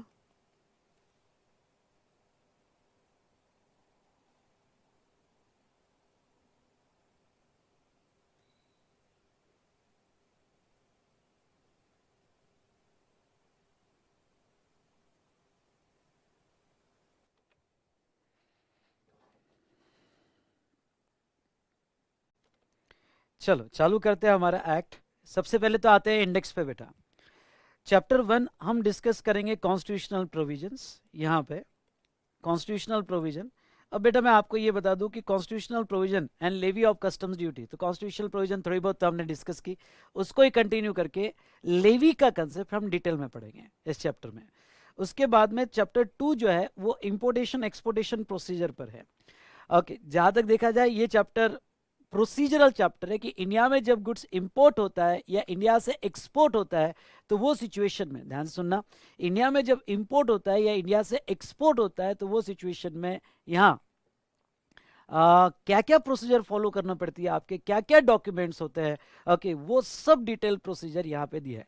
चैप्टर 2 की खास बात ये कि इसमें इतने सारे डॉक्यूमेंट्स आएंगे तो आपको लर्न करना पड़ेगा डॉक्यूमेंट्स। एग्जाम के हिसाब से इतना इंपॉर्टेंट नहीं है, लेकिन वो डॉक्यूमेंट का रेफरेंसेस जो है ना आगे यूज किया है, जैसे मैनिफेस्ट है, बिल ऑफ लैडिंग है, आई रिपीट मैनिफेस्ट है, बिल ऑफ लैडिंग है, ये सब डॉक्यूमेंट का रेफरेंसेस उन्होंने आगे के लेक्चर में मतलब आगे सब चैप्टर्स में कवर किया है। इसलिए चैप्टर 2 मैं आपको पहले इसलिए पढ़ा देता हूँ क्योंकि इसमें जो डॉक्यूमेंट्स रेफर किए गए हैं वो डॉक्यूमेंट्स का बहुत इंपॉर्टेंस है। डायरेक्ट क्वेश्चन नहीं आते पर उसका आगे पूरे डिस्कशन में बहुत ज्यादा इंपॉर्टेंस है, ठीक है। नाउ उसके बाद में date for determination of rate and tariff value, very very important. Okay, आपने कौन से कस्टम ड्यूटी के रेट लेने चाहिए, ये चैप्टर भी बहुत इंपॉर्टेंट है। कस्टम टेरिफ एक्ट में ACDs, calculation of additional custom duties, I repeat calculation of additional custom duties, okay, ये भी यहाँ पे लिया जाएगा। तो ओके, यहाँ पे एसीडी कैलकुलेशन पे भी, आई रिपीट एसीडी कैलकुलेशन पे भी जो बेटा यहाँ किस तरह से किया जाएगा तो वो भी हम यहाँ देखेंगे। उसके बाद में नेक्स्ट अगर हम देखेंगे वैल्यूएशन चैप्टर, तो valuation of the most most most important chapter. क्यों ये इंपॉर्टेंट चैप्टर है बेटा, तो यहां पे ये जो इंपॉर्टेंट चैप्टर है, जो भी प्रैक्टिकल और न्यूमेरिकल क्वेश्चंस आते हैं ये चैप्टर से आते हैं। आई रिपीट, जो भी प्रैक्टिकल और न्यूमेरिकल क्वेश्चंस आते हैं वो ये चैप्टर से आते हैं बेटा। तो ये चैप्टर जो है एग्जाम के हिसाब से बहुत इंपॉर्टेंट है, 10 से 11 मार्क के न्यूमेरिकल्स आपको आते हैं। नेक्स्ट, कंसेशन अंडर कस्टम्स और exception to section 12, I repeat concession under customs और एक्सेप्शन टू सेक्शन 12, ठीक है। तो इसमें बहुत सारे कस्टम्स में कंसेशंस दिए, मतलब आपका गुड्स डैमेज हो गया ड्यूरिंग ट्रांजिट, पिल्फरेज हो गया, ओके, तो वो केस में हमें कस्टम्स के बेनिफिट मिलेंगे या नहीं मिलेगा, तो ये चैप्टर में पढ़ेंगे रिगार्डिंग टू कंसेशन। फिर अगर आपका गुड्स पोस्ट या कुरियर से आया तो क्या प्रोसीजर है कस्टम्स की, एज अ स्टोर से आया तो क्या प्रोसीजर है। अगर another very very important chapter drawback, मतलब आपको कस्टम्स के रिफंड मिलते हैं अगर आप एक्सपोर्ट करते हो तो ड्रॉबैक, ये chapter again a very very important for exam point of view. इसके ऊपर न्यूमेरिकल्स भी आते हैं। बैगेज, ये भी चैप्टर इंपॉर्टेंट है, इसके ऊपर भी न्यूमेरिकल्स आते हैं। फिर custom tariff act, custom tariff act actually मैं 2 पार्ट में लेता हूँ। पहले पार्ट चैप्टर 4 में लेता हूँ जहां एडिशनल कस्टम्स ड्यूटीज में पढ़ाता हूँ, और दूसरा पार्ट बेटा कस्टम टेरिफ एक्ट का मैं यहाँ लेता हूँ, ओके, जिसमें ध्यान सुनिएगा, दूसरा पार्ट मैं यहाँ पे लेता हूँ जहाँ पे protective duty, safeguard duty, specific safeguard duty, इसके ऊपर स्पेशल डिस्कशन होता है। और 2 छोटे चैप्टर है ऑडिट एंड रिफंड, और लास्ट में foreign trade policy, foreign trade policy में यहाँ पे कवर करूंगा। ठीक है बेटा, डन, क्लियर, ओके। तो ये था रिगार्डिंग टू यहाँ पे ओके कौन कौन से चैप्टर हम कवर करने वाले हैं, और इसके बाद में मैंने डिटेल इंडेक्स भी दिया है, सेक्शन वाइज कौन कौन सा सेक्शन कहाँ कहाँ मैंने कवर किया उसका भी डिटेल इंडेक्स मैंने दिया है, वो डिटेल इंडेक्स आप रेफर कर सकते हो। तो चलो शुरू करते हैं, okay, about the levy of customs duty. तो कस्टम ड्यूटी कैसे लेवी की जाएगी उसके बारे में यहाँ डिस्कशन शुरू करते हैं, ठीक है। यस, चलिए, पहला चैप्टर है constitutional provision and levy of customs duty. इसमें हमने डिस्कस किया आर्टिकल 265, अगर आपको याद होगा तो चलो देखो, आर्टिकल 265 क्या कहता है, no tax shall be levied और collected except under the authority of law. मतलब टैक्स लगाना है तो लॉ, उससे रिलेटेड लॉ होना जरूरी है। लॉ बनाने की पावर आर्टिकल 245 में दी है पार्लियामेंट को और लेजिस्लेचर ऑफ स्टेट को, पार्लियामेंट और लेजिस्लेचर ऑफ स्टेट को ये पावर दिया गया है। उसके बाद में आर्टिकल 246 में यहाँ पे एंट्री नंबर 83 ये पावर देता है ओके कस्टम ड्यूटी लगाने का, और ये इंपॉर्टेंट एंट्री नंबर 83 ये याद रखना, आर्टिकल 246 शेड्यूल 7 लिस्ट 1 में एंट्री नंबर 83 आपको ये पावर देता है कि हम कस्टम ड्यूटी लगा सकते हैं इंक्लूडिंग एक्सपोर्ट ड्यूटी। चलिए, टैक्स हिरार्की, टैक्स हिरार्की। अब बेटा ये जो है ये आपने लिख लेना। जीएसटी का पहले लेक्चर में आपको बहुत डिटेल में पढ़ा होगा कि रूल्स क्यों बनाया जाता है, रेगुलेशंस क्यों बनाए जाते हैं। मेरे स्टार्टिंग के लेक्चर में मैंने बहुत डिटेल में कवर किया है, तो यहाँ से लिख लेना। वैसे आपको अदर फैकल्टीज़ ने पढ़ाया होगा, लेकिन जीएसटी कॉन्टेक्स्ट में मैं आपको बहुत अच्छे से पढ़ा होगा। तो कॉन्स्टिट्यूशन ऑफ इंडिया, तो आप ये लिख लो कॉन्स्टिट्यूशन ऑफ इंडिया, लिखो फर्स्ट पॉइंट, या आपके नोटबुक में लिख लो अगर आपने नोट्स डाउनलोड नहीं किया होगा तो यहाँ नोटबुक में। सर आप क्या ये मार्क्स नोट दोगे? तो मैं कल बता दूंगा आपको कहाँ क्या क्या अंडरलाइन करना है। आपने प्रिंट निकाल के फटाफट आपने अंडरलाइन करना, और फिजिकल नोट्स आपको जब आ जाएगी तो उस पर से बाद में आपने करेक्शन कर लेना। ठीक है, तो फिजिकल नोट्स का डिस्पैच हमारा कल से स्टार्ट हो जाएगा, तो मोस्ट प्रोबेबली कल से ही स्टार्ट हो जाएगा, तो आपको आ जाएगी। तब तक प्रिंट आउट में मैं आपको बता दूंगा कि क्या क्या लिखना है। अभी आप मेरे साथ जो है कुछ इंपॉर्टेंट पॉइंट्स लिख लो, और क्योंकि पूरी लॉ की हिरार्की क्या होती है। नहीं नहीं कौशाली, ओके, आपका सवाल है कि कस्टम एक्ट मोस्टली थेरी है क्या? थेरी है, पर एनिमेटेड में बड़ा इंटरेस्ट आता है, और 2-3 चैप्टर जैसे वैल्यूएशन हो गया, ड्रॉबैक हो गया, बैगेज, इसमें प्रैक्टिकल क्वेश्चंस भी हम सॉल्व करेंगे, so don't worry for that. ठीक है, तो यहाँ पे कॉन्स्टिट्यूशन ऑफ इंडिया, ठीक है, इसमें लिखो it is a supreme law. आपके नोटबुक में लिखते जाओ।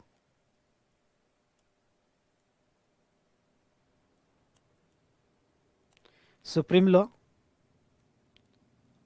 ऑल एक्ट्स और law emanates from Constitution of India.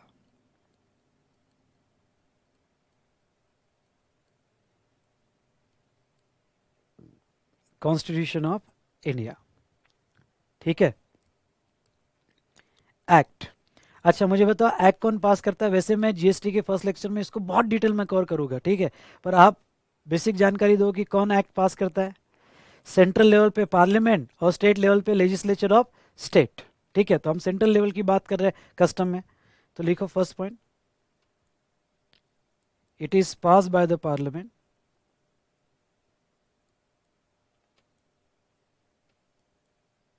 by the parliament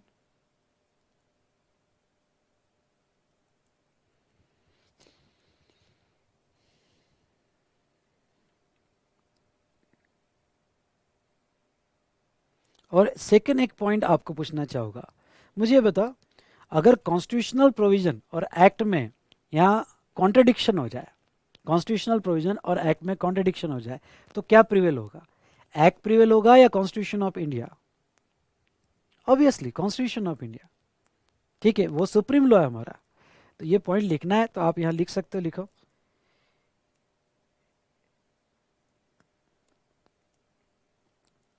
provision of Constitution of India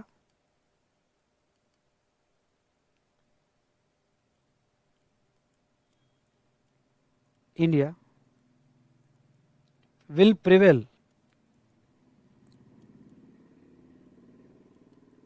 over Act। ठीक है,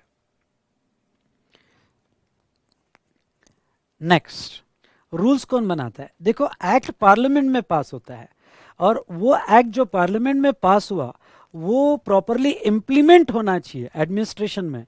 तो for proper implementation of act rules बनाए जाते हैं, और रूल्स बनाए जाते हैं बाय गवर्नमेंट। अभी तो यहाँ पे बीजेपी गवर्नमेंट है, तो government time to time act के तहत रूल्स इशू करती है। ठीक है, तो यहाँ लिखो first point, it is issued by central government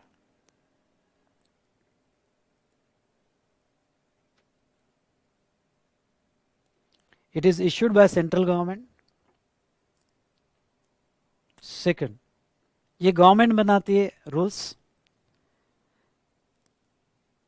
second, it is issued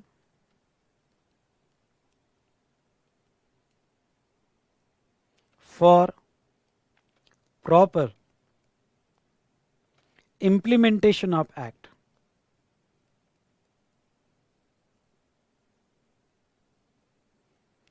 For proper implementation of act. यानी जो एक्ट पार्लियामेंट में पास हुआ, एडमिनिस्ट्रेशन में उसका इम्प्लीमेंटेशन सही तरह से होना चाहिए, इसके लिए गवर्नमेंट रूल्स बनाती है. ठीक है. उसके बाद में रेगुलेशन. रेगुलेशन ये प्रॉपर एडमिनिस्ट्रेशन ऑफ एक्ट, मतलब बहुत सी बार फॉर्म जो होते हैं उसकी कितनी कॉपीज होनी चाहिए, वो फॉर्म किसके पास जाएगा, कौन से जुडिशनल कमिश्नर के पास जाएगा, आप रिफंड कहाँ क्लेम करोगे, उसका कंटेंट क्या होना चाहिए, ये पूरा एडमिनिस्ट्रेटिव प्रोसीजर जो है, कौन से ऑफिसर की क्या पावर होगी, ये सब डिसाइड होता है थ्रू रेगुलेशंस. और रेगुलेशन इशू करता है CBIC, central board of indirect taxes and customs. ठीक है बेटा, तो लिखो regulation. It is issued by CBIC. CBIC का लॉन्ग फॉर्म लिखना है तो लिख सकते हो, central board of indirect taxes and customs.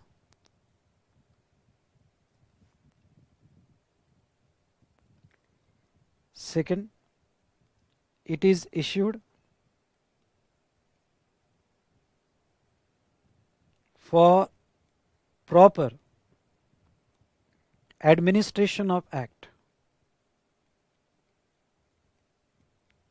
For proper administration of act. For proper administration of act. ठीक है.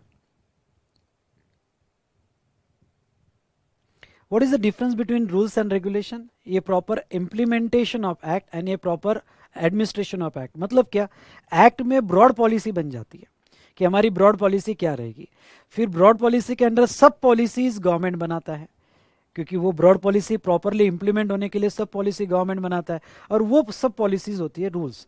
और ये एक्ट और रूल्स, आई रिपीट, एक्ट और रूल्स यहाँ पे ये प्रॉपर एडमिनिस्ट्रेशन में आनी चाहिए. इससे रिलेटेड कितने फॉर्म्स हो गए, कौन सा फॉर्म कहाँ देना है, आपको अगर कुछ ट्रांसफ़र करना है तो कौन सा फॉर्म बनाना पड़ेगा, उसका कंटेंट क्या होना चाहिए, कौन से ऑफिसर के पास आपने देना चाहिए, तो उसके लिए होता है रेगुलेशन. एक बेसिक सवाल आपसे पूछना चाहता हूँ, अगर एक्ट और उससे रिलेटेड रूल्स पढ़ते वक्त कॉन्ट्रडिक्शन आ जाए, यानी एक्ट की प्रोविजन और रूल्स की प्रोविजन इन दोनों में कॉन्ट्रडिक्शन आ जाए, तो क्या प्रिवेल होगा दोस्तों? बताइए क्या प्रिवेल होगा, मुझे आंसर चाहिए आपसे. एक्ट प्रिवेल होगा कि रूल्स? एक्ट प्रिवेल होगा कि रूल्स? ये हिरार्की में पढ़ा रहा हूं. वेरी गुड निशा, एक्ट प्रिवेल होगा. सुनैना, आपने भी सही आंसर दिया. आयुष, ओके, यहाँ पे एक्ट प्रिवेल होगा. तो और सेम रूल्स और रेगुलेशन में अगर कॉन्ट्रडिक्शन आए तो रूल्स प्रिवेल हो गए. तो मैंने जो दिए है वो पूरा हिरार्की प्रॉपर वे में आपको दी है. यस, वेरी गुड, सभी इन्वॉल्व हो रहे हैं और सबने सही आंसर दिया है. उसके बाद में बेटा नोटिफिकेशंस. अब ये नोटिफिकेशंस क्या होते हैं? जनरली जब कोई कस्टम से एग्जम्पशन देना है, कस्टम ड्यूटी से, may be for socio economic objective, कि समझ लो यहाँ पे कोविड में फॉरेन गवर्नमेंट से कोई हेल्प आ रही है, मेडिसिन्स आ रही है, वैक्सीन्स आ रही है, और उसके ऊपर कस्टम ड्यूटी नहीं लगनी चाहिए, तो to promote socio economic objective उसकी कस्टम ड्यूटी एग्जाम की जा रही है, कम की जा रही है, तो ये डिसाइड होता है बाय नोटिफिकेशन. तो बाय नोटिफिकेशन बहुत सारे एग्जाम्शन नोटिफिकेशंस आते हैं, एज वेल एज बहुत सी प्रोसीजर प्रिस्क्राइब होती है थ्रू नोटिफिकेशंस. तो नोटिफिकेशन कौन इशू करता है? सेंट्रल गवर्नमेंट, CBIC नहीं. कौन इशू करता है? Central government. तो पहला पॉइंट लिखो, it is issued by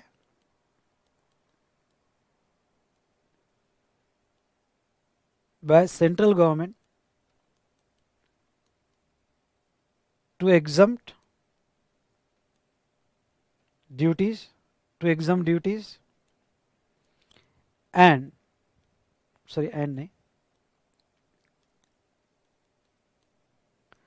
to prescribe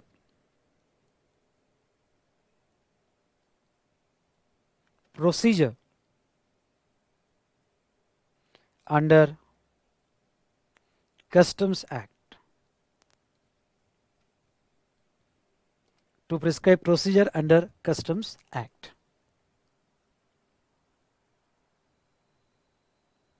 ठीक है, तो यहाँ पे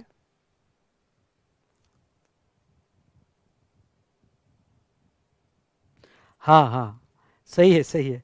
अब बुक में मेरे नोट्स में अभी भी जेटली जी की पिक्चर है। बेटा कहाँ कहाँ अमेंडमेंट करना, जीएसटी 3 साल से परेशान कर रहा है। ओके, हर हर इसमें अमेंडमेंट हो जाती है। तो एक अच्छा मनीष ने नोट किया, और मैं बिल्कुल करे करूँगा कि सर जेटली जी की पिक्चर निकाल के यहाँ पे निर्मला सीतारामन इनकी पिक्चर लगा दो। तो सही सही बोला आपने। आ, और ये जो नोटिफिकेशन इशू होते हैं, ये जनरली ऑफिशियल गैजेट में इशू होते हैं। और सर्कुलर, ओके, सर्कुलर क्या होता है बेटा, मैं आपको बता दूं। तो सर्कुलर यहाँ पे बहुत सी बार लॉ या लॉ में एक्ट या रूल्स, ये क्लियर यहाँ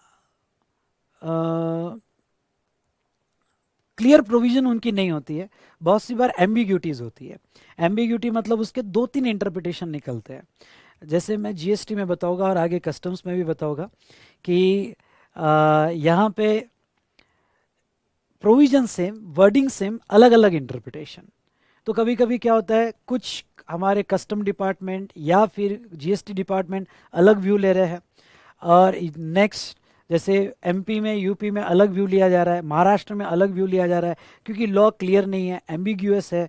तो ये सभी जो कंट्रोल करता है वो एक बोर्ड में आता है, और वो है CBIC, central board of indirect taxes and customs. तो हर कमिश्नरेट ऑफिस सीबीआईसी के कंट्रोल में आता है।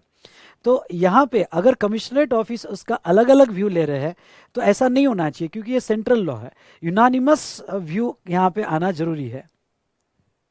तो यहाँ जहाँ लॉ क्लियर नहीं है, एम्बिक्यूअस नहीं है, वहाँ सीबीआईसी उसको क्लैरिफाई करती है कि भाई देखो, अभी इसका इंटरप्रिटेशन ऐसा लिया जाएगा और ऑल ओवर इंडिया ये इंटरप्रिटेशन फॉलो किया जाएगा। तो ये क्लैरिफिकेशन, ये डायरेक्शन सीबीआईसी से आता है, और वो डिपार्टमेंट को, यानी कस्टम डिपार्टमेंट या जीएसटी डिपार्टमेंट को यहाँ फॉलो करना ही पड़ता है। वो कंपलसरी होता है, पर ये एसएससी पे बाइंडिंग नहीं होता है। एसएससी ये क्लैरिफिकेशन के अगेंस्ट में केस चैलेंज कर सकता है, यानी यहाँ कोर्ट में जा सकता है, क्योंकि ये सीबीआईसी का इंटरप्रिटेशन है जहां लॉ एम्बिग्यूअस है, जहां रूल्स एम्बिग्यूअस है। हाँ, सीबीआईसी के सर्कुलर चैलेंज हो सकते हैं, उसके अगेंस्ट में एसएससी या टैक्स पेयर कोर्ट में जा सकता है, लेकिन ये डिपार्टमेंट पे बाइंडिंग हो सकता है। तो लिखो यहाँ पे circulars, it is an direction, लिखो it is a direction, it is a direction or clarification,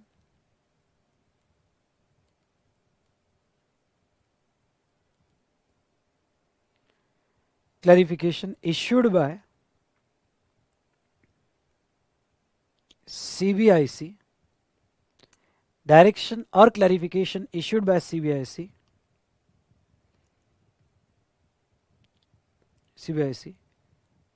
to bring uniformity in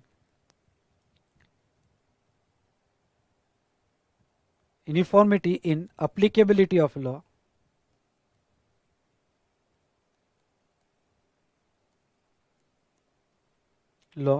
where it is ambiguous.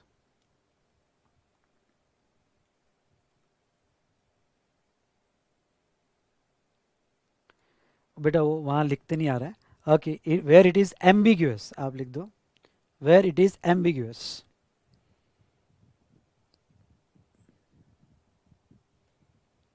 ठीक है,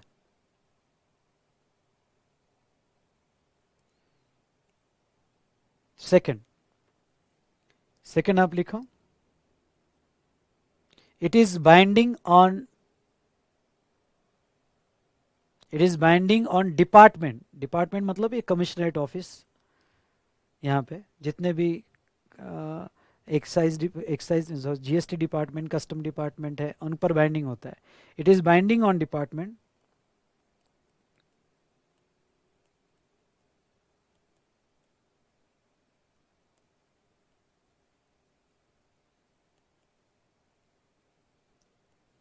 it is binding on department but not on but not on taxpayer.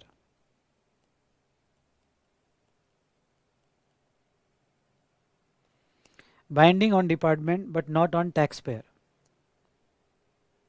ठीक है, ये department पे binding होगा पर tax payer पे binding नहीं होगा बेटा.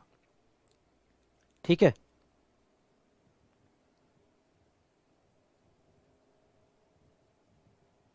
तो चलो हमने ये हिरार्की देखी.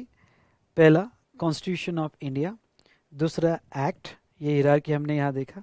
तीसरा rules, next regulations, next notification and last circulars, instructions या क्लैरिफिकेशंस.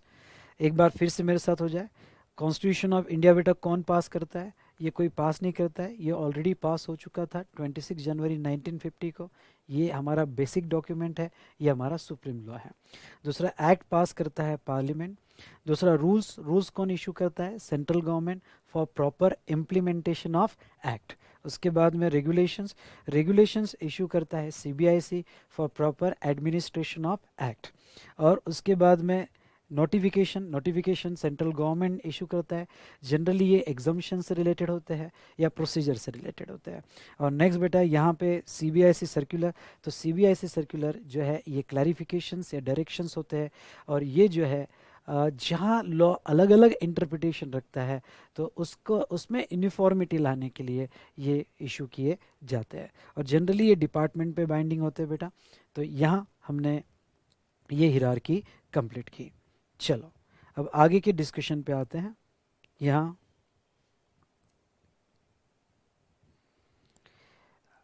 पहला customs act 1962, table of content. तो ये पहले चैप्टर में, ये हमारा पहला चैप्टर है और पहले चैप्टर में मैं यहाँ मोस्टली डेफिनेशंस और एक इम्पॉर्टेंट सेक्शन वह है चार्जिंग सेक्शन में लेना चाहूँगा. यानी ये चैप्टर में हम एक ही सेक्शन पढ़ने वाले हैं जो बहुत इम्पॉर्टेंट सेक्शन है और उसमें आने वाले बहुत सारे वर्ड्स जो है तो उसकी डेफिनेशंस भी हम इसके अंदर पढ़ने वाले हैं. ठीक है, अब बेटा यहाँ पे ये मैं डायग्राम पे आता हूँ. Levy of customs duty, yes come on. ठीक है, चलो हमारे आयुष को पिक्चर में लाते हैं. भाई आयुष है ना? ठीक है, तो आयुष को पिक्चर में लाते हैं. सोए तो नहीं बेटा, स्टूडियो रिकॉर्डिंग है. कोशिश कर रहा हूँ कि आपके साथ जितना ज़्यादा हो उतना इन्वॉल्व हो जाओ. ठीक है, चलो आगे बढ़ते हैं. तो आयुष सोया तो नहीं बेटा? यस बोलो. ठीक है, लेवी ऑफ कस्टम्स ड्यूटी, कोई भी लॉ जो टैक्स से रिलेटेड है वो 3 स्टेजेस में कैरी आउट होता है. Levy, assessment and collection. I repeat, levy, assessment and क्या बेटा? कलेक्शन. ये 3 स्टेजेस में ये लॉ फॉलो किया जाता है. Levy means creation of charge, ध्यान से सुनो. Levy means creation of charge, assessment means quantification of charge and जो भी टैक्स आपने असेस किया उसका कलेक्शन किया जाता है. ये 3 मेजर स्टेप होती हैं. जैसे एक एग्जांपल लेता हूँ, इनकम टैक्स. इनकम टैक्स में पहले चार्ज क्रिएट होता है. Yes, first create the charge, liability create होती है. उसके बाद में उसका असेसमेंट होता है और बाद में पेमेंट होता है. मुझे बताओ इनकम टैक्स में लायबिलिटी किसके ऊपर है?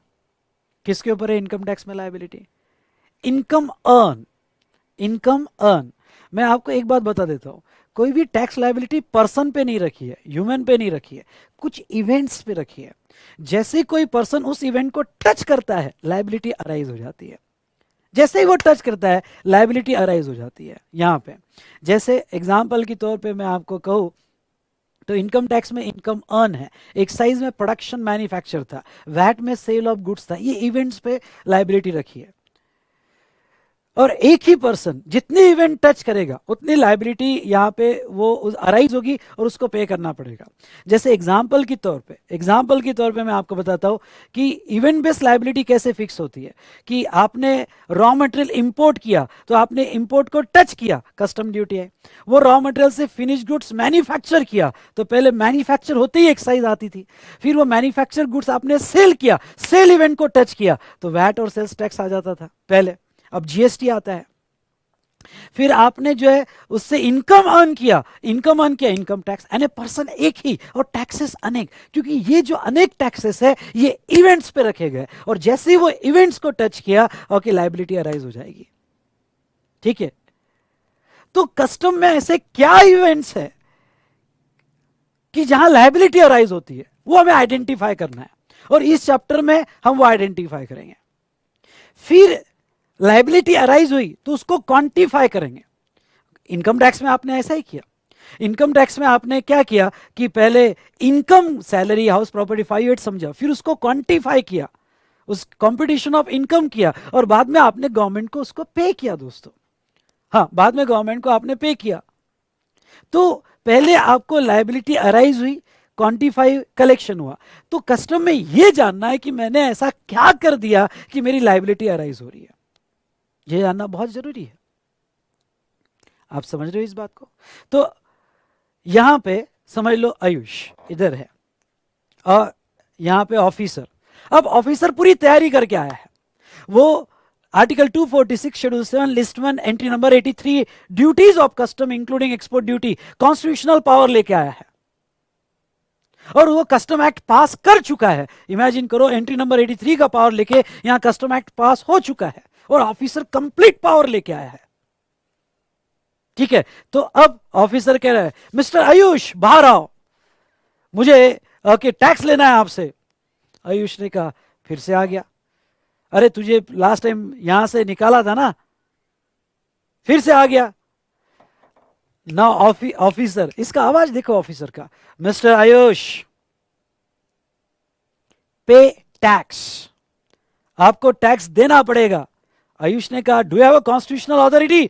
तो यहां पे ऑफिसर ने कहा yes, article 246 schedule 7 list 1 entry number 83 I got the constitutional authority, और हमने एक्ट पास कर दिया है, कस्टम एक्ट 1962, और इसके तहत आपको कस्टम ड्यूटी देना पड़ेगा। आयुष ने कहा अरे बाप रे, ये तो पूरा तैयारी करके आया है। ऑफिसर ने कहा तूने मेरी इंसल्ट की थी, कसम खाई थी मैंने, और तेरे से टैक्स लेके रहूंगा। तो यहाँ पे आयुष ने कहा सर आइए बैठिए। ओके बैठिए बैठिए, अब इतनी सारी पावर लेके आए तो अब बिठाना पड़ेगा, पहले से ऐसा थोड़ी हम कह सकते कि गेट आउट फ्रॉम हियर। तो आइए सर बैठिए। आयुष ने कहा सॉरी, ऑफिसर ने कहा नहीं, तुम्हारे यहाँ का पानी भी नहीं पीऊंगा, पानी भी पीना पाप है, तूने मेरी बहुत इंसल्ट की, गेट आउट कहा मुझे। पे टैक्स नाउ, अभी के अभीच तुम्हें टैक्स देना पड़ेगा, दैट्स ऑल। आयुष ने कहा कि सर मुझे ये बताओ कि मैंने ऐसा क्या कर दिया, रोना मत रोना मत। तो आयुष ने ये कहा कि सर ये बताओ कि मैंने ऐसा क्या कर दिया कि आप कस्टम ड्यूटी लगा रहे हो, मैंने ऐसा कौन से इवेंट को टच कर दिया कि आप कस्टम ड्यूटी लगा रहे हो, मेरे से टैक्स ले रहे हो। तो अब ये जानना बहुत जरूरी है कि कौन से इवेंट्स पे लेवी रखी हुई है, और जो इवेंट पे लेवी रखी हुई है बेटा, क्या आयुष ने वो इवेंट को टच किया है, क्या लायबिलिटी अराइज हुई है? तो ये जानना हमें बहुत जरूरी है। तो चलिए यहां देखते हैं यह लायबिलिटी कब अराइज होती है। आगे बढ़ने के पहले एक बात और आपके साथ में डिस्कशन करना चाहूँगा। ये कुछ डेफिनेशन है, कन्वेंस, व्हीकल और ड्यूटेबल गुड्स। ये एक्ट में पढ़ते वक्त अगर कभी भी वर्ड कन्वेंस आए, ओके कभी भी वर्ड कन्वेंस आए, तो कन्वेंस में 3 कन्वेंस कवर होते हैं। कौन से तीनों? वेसल मतलब शिप, कस्टम में जब भी वर्ड वेसल होगा मतलब शिप, एयरक्राफ्ट और व्हीकल। तो यहाँ पे व्हीकल, वेसल और एयरक्राफ्ट, मैंने आपको पहले ही कह दिया कि तीनों के लिए हमें एक ही लॉ फॉलो करना है, और वो है कस्टम एक्ट, वो है कस्टम एक्ट। तो बेटा यहाँ पे वेसल, एयरक्राफ्ट एंड व्हीकल, ये कन्वेंस। तो बहुत से सेक्शन में ये वर्ड आएगा कन्वेंस, तो जो भी सेक्शन में कन्वेंस वर्ड आएगा समझ जाना वो प्रोविजन तीनों को अप्लीकेबल है, वेसल को भी अप्लीकेबल है, एयरक्राफ्ट को भी अप्लीकेबल है और व्हीकल को। व्हीकल का मीनिंग इन्होंने सेक्शन 242 में डिफाइन किया है। कुछ इंपॉर्टेंट डेफिनेशन लेना चाहूँगा, अब मैं आपको ये बता देता हूँ। अब आप अगर देखोगे कस्टम एक्ट को तो पहले सेक्शन 2 की डेफिनेशन है और बहुत सारी डेफिनेशन है, लेकिन मैं डेफिनेशन सब एक साथ नहीं पढ़ाऊंगा। मैं यहाँ पे डेफिनेशन जो जो चैप्टर में जितनी डेफिनेशन रिलेवेंट है वो डेफिनेशन वहाँ वो उस चैप्टर में कवर करूँगा बेटा। ओके, और मैं डायरेक्टली पहले सेक्शन 12 पे जंप करने वाला हूँ, देखो आगे आता हूँ, पर जहाँ तक डेफिनेशन की बात है तो मैं चैप्टर वाइज डेफिनेशन यहाँ पे कवर करने वाला हूँ बेटा, ठीक है। उसके बाद में व्हीकल, व्हीकल का मीनिंग कस्टम एक्ट में कहाँ माना जाएगा, क्या माना जाएगा, क्योंकि जहाँ जहाँ वर्ड व्हीकल आएगा वहाँ व्हीकल का मीनिंग क्या लिया जाएगा। व्हीकल मतलब कोई भी कन्वेंस जो लैंड रूट पे इंक्लूड हो रहा है, और रेलवे व्हीकल, यानी व्हीकल जब भी वर्ड यूज होगा तो वो रेलवे को भी प्रोविजन अप्लीकेबल होगी, या कोई भी कन्वेंस जो लैंड पे यूज किया जा रहा है उसे व्हीकल माना जाएगा। उसके बाद में ड्यूटीएबल, ड्यूटीएबल का मतलब liable to duty, liable to duty, उसको हम कहते हैं ड्यूटीएबल गुड्स, ठीक है। तो ड्यूटीएबल गुड्स क्या होता है, means any goods which are chargeable to duty, underline this word, chargeable to duty and on which duty has not been paid. मतलब हर वो गुड्स जिसके ऊपर ड्यूटी लगी है पर आपने पे नहीं किया है। क्या है कि जब गुड्स इंडिया में आ जाता है, ध्यान से सुनना, ये बात बहुत इंपॉर्टेंट है, जब गुड्स इंडिया में आ जाता है तो आने के बाद जैसे इंपोर्ट होता है, टेरिटोरियल वाटर क्रॉस कर देता है, लायबिलिटी अराइज हो जाती है, पर उसका पेमेंट कब होता है, जब इंपोर्टर उसको क्लियर करता है। तो जब वो कस्टम्स एरिया में पड़ा होता है या वेयर हाउस में होता है, कस्टम कंट्रोल वेयर हाउस में होता है, तब वो गुड्स का आइडेंटिटी ड्यूटीएबल होता है, मतलब ड्यूटी लायबिलिटी आ चुकी है पर अभी तक पे नहीं हुआ है। तो जब आपका गुड्स कस्टम्स एरिया में है या कस्टम बॉन्डेड वेयर हाउस में है तो उसका स्टेटस होता है ड्यूटीएबल गुड्स। मेरी बात समझ में है आपको? तो वो कहा जाता है ड्यूटेबल, मतलब liable to duty but duty not paid. एक बार आपने ड्यूटी पे कर दी तो अब वो ड्यूटेबल गुड्स नहीं रहे। इसका रिलेवेंस क्या है मैं आगे पढ़ाऊंगा। तो ये तीन इंपॉर्टेंट डेफिनेशन है। नाउ नेक्स्ट बेटा, यहां पे अगर आप नोटबुक में लिख सकते हो तो लिख लो। कस्टम में यहां पे आपको दो एक्ट पढ़ने हैं।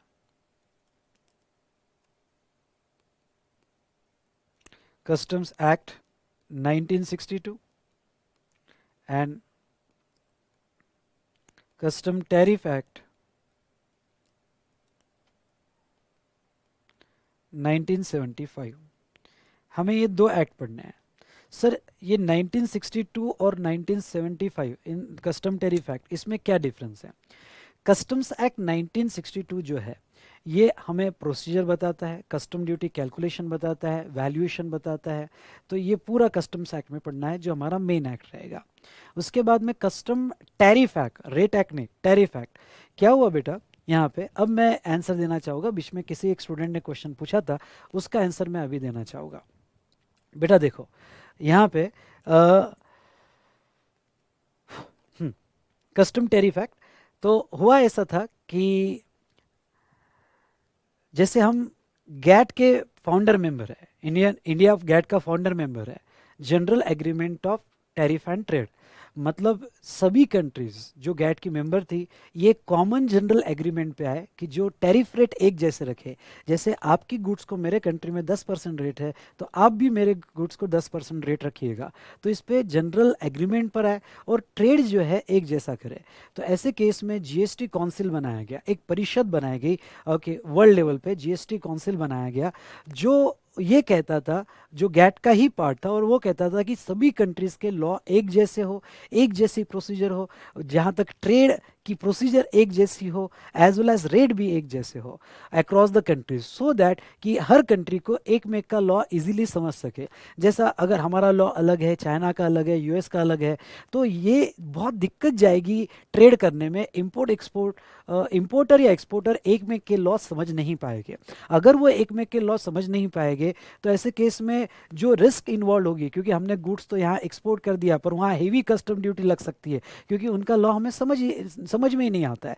इसलिए फिर या ये सबको समझाया गया जो गैट के मेंबर थे कि भाई कस्टम्स लॉ जो है एक जैसा बनाओ। ओके, पूरा एग्जैक्टली सेम नहीं, लेकिन मोस्टली प्रोविजन एक जैसी रखो, इंटरनेशनल पॉलिसी पे रखो। तो इसलिए कस्टम्स लॉ जो बना वो इंटरनेशनल पॉलिसी पे एक जैसा बना, और टैरिफ भी एक जैसे बनाया जाए। यानी जो टैरिफ शेड्यूल है, टैरिफ कोड है, जैसे हर कमोडिटी को प्रोडक्ट कोड दिया गया है। अब मैं कस्टम टैरिफ में आपको समझाऊंगा, तो हर कमोडिटी को प्रोडक्ट कोड दिया गया है, टैरिफ कोड दिया है बेटा है। तो वो टैरिफ कोड जो है आप एक जैसे बनाओ। तो एक जैसे टैरिफ कोड अगर होगे तो एक में कंट्री में टैरिफ समझना आसान होगा। तो ऐसे केस में 1975 में हमने इंटरनेशनल टैरिफ कोड यूज़ किए, ओके, गैट के टैरिफ कोड यूज़ किए, और हमारा जो टैरिफ स्ट्रक्चर है, यानी पूरी लगभग 1000 गुड्स अलग अलग कैटेगरी के, और उसमें टैरिफ कोड जो है वो हमारा टैरिफ स्ट्रक्चर हमने इंटरनेशनल स्टैंडर्ड्स पे लाया, और वो 1975 में उसका सेपरेट एक्ट पास किया जिसका नाम दिया गया custom tariff act. Custom rate act नहीं, कस्टम टैरिफ एक्ट 1975। तो कस्टम एक्ट 1962 या कस्टम टैरिफ एक्ट 1975, ये दो एक्ट है। तो इस एक्ट में हमें पूरा लॉ तो पढ़ना ही है, पर कस्टम टैरिफ एक्ट में थोड़ा टैरिफ स्ट्रक्चर भी हमें समझ लेना है। प्लस कस्टम टैरिफ एक्ट में हम बहुत सी एक्स्ट्रा ड्यूटीज पढ़ेंगे, जैसे safeguard duty, protective duty, anti dumping duties, ये जो एडिशनल कस्टम ड्यूटीज, ये जो ड्यूटीज लगाई जाती है वो कस्टम टैरिफ एक्ट में लगाई जाती है बेटा। तो ये एडिशनल ड्यूटीज के बारे में भी हम कस्टम टैरिफ एक्ट में पढ़ेंगे। तो हमें ये दो मेजर एक्ट पढ़ने हैं, जिसमें 90% डिस्कशन तो कस्टम्स एक्ट में ही है, और कुछ 9 सेक्शंस कस्टम टैरिफ एक्ट में है जो हमें पढ़ने हैं। Is it clear? यस और नो? तो चलिए यहाँ पे यस करेक्ट सचिन, आपने सही कहा, HSN कोड वगैरह जो है कस्टम टैरिफ एक्ट में हमें पढ़ना है, HSN कोड वगैरह, बिल्कुल सही कहा आपने। उसके बाद में नेक्स्ट यहाँ पे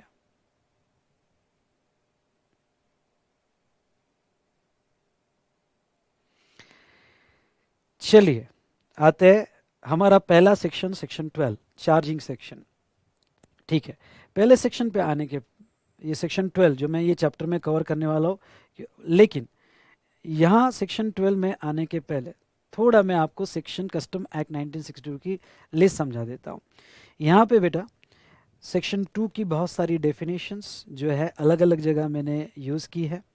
उसके बाद में सेक्शन 7 हमारे सिलेबस से हटा दिया गया है, 8 सेक्शन 9 भी सिलेबस से हटा दिया गया है, सेक्शन 8 जो है और 10 जो है चैप्टर नंबर 2 में कवर करेंगे, 11 सेक्शन सिलेबस से हटा दिया गया है, सेक्शन 12 और उसके आगे के सेक्शंस हम आगे पढ़ेंगे। अभी इस चैप्टर में सेक्शन 12 जो है चार्जिंग सेक्शन हमें पढ़ना है। मैंने पूरी लिस्ट दी है और कहाँ कहाँ मैंने क्या डिस्कस किया उसके पेज नंबर भी आपको दी है। तो मैं सबसे पहले अटैक कर रहा हूँ सेक्शन 12 पे। आपका बहुत बेसिक सवाल आता है कि सर आपने सेक्शन 12 पहले क्यों कंसीडर किया, स्टार्ट ही सेक्शन 12 से क्यों किया? क्योंकि सेक्शन 12 है चार्जिंग सेक्शन, ये लेवी क्रिएट करता है, ध्यान से सुनना, ये लेवी क्रिएट करता है। ये कहता है कि जैसे अभी आयुष ने एक सवाल पूछा कि मैंने ऐसा क्या कर दिया कि आप मुझके मेरे ऊपर जो है कि यहाँ कस्टम ड्यूटी लगा रहे हो, तो मैंने ऐसा क्या कर दिया, तो ये बताता है कि कब लायबिलिटी क्रिएट हो गई। अगर आपको ये समझ गया ना कि कस्टम्स की लायबिलिटी कब आती है, तो आगे सब प्रोविजन समझना बहुत आसान है। तो चलिए दोस्तों हम स्टार्ट करते हैं यहाँ पे section 12 charging section, creation of charge, liability, levy. Are you ready? Yes और नो? जोर से बोलो। ठीक है, तो यहां पे सेक्शन 12 जो है चार्जिंग सेक्शन क्या कहता है, सबसेक्शन 1। सर आपका सवाल आएगा सेक्शन याद रखने हैं क्या?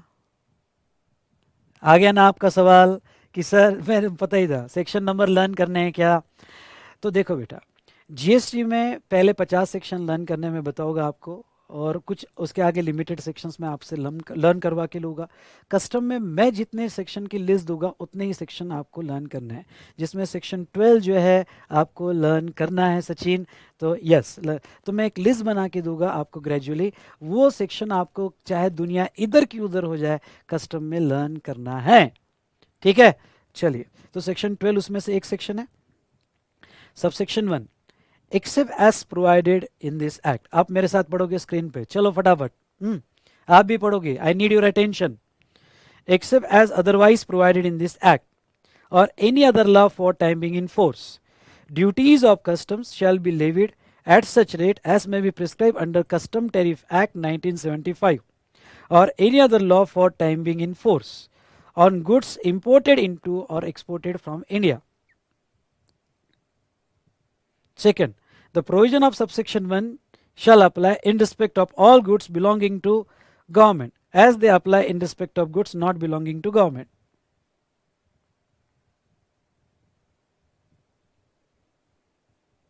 चलिए आप पढ़ो, क्या समझ में आता है?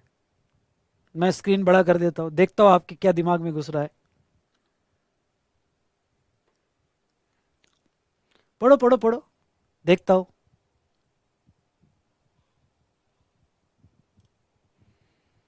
और कुछ तो रिस्पॉन्स देना भाई, समझ में आया कि नहीं आया.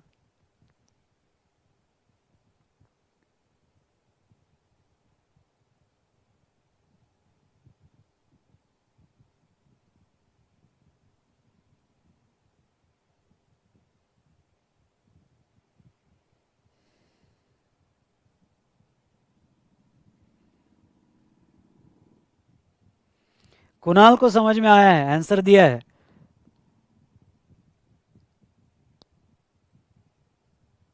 देवेश थैंक्स, तुम तो सो गए थे, अब तुम्हें समझ में आ गया है. चलिए कोई बात नहीं, मैं आता हूँ डिस्कशन पे. यहाँ पे वो क्या कहते हैं, एक्सेप्ट अदरवाइज, इसको तोड़ते हैं थोड़ा ये सेक्शन को. वो कहते हैं except otherwise as provided in this act, पहली लाइन इसको अलग करेंगे. और any other law for time in force, दूसरी लाइन इसको अलग करेंगे. Duties of custom shall be levied at the rate as specified in custom tariff act, custom tariff act उसको अलग करेंगे. और any other law for timing in force on goods imported into India और exported from India. और subsection 2, provision of subsection 1 shall apply in respect of all goods belonging to government as they apply in respect of goods not belonging to government. चलिए मैं थोड़ा एक एक statement को break करता हूँ, आप वहाँ ध्यान दीजिए और मैं आता हूँ डिस्कशन पे. चलो सेक्शन 12 चार्जिंग सेक्शन. आयुष ने ऐसा क्या कर दिया कि कस्टम ड्यूटी लायबिलिटी आ रही है. तो सेक्शन 12 पैराग्राफ फॉर्म में पढ़ोगे तो ऐसा दिखेगा. ऐसा पैराग्राफ में कुछ समझ में आता है क्या नालायक को? ऐसे पैराग्राफ में ऐसा कुछ भी समझ में नहीं आता है. ठीक है, इसको थोड़ा हम ब्रेक करके पढ़ते हैं और ये मैकेनिज्म मैं पढ़ूंगा आपका कि हर चीज़ को कैसे ब्रेक करना. ठीक है. सो दोस्तों यहाँ पे देखो, हर स्टेटमेंट को मैं ब्रेक कर रहा हूँ स्क्रीन पे. Except as otherwise provided in this act or any other law for time being in force, duties of custom shall be levied at such rate as may be specified under Custom Tariff Act or any other law for time being in force on goods which are imported into India or exported from India. Chart हम draw करेंगे, wait for that.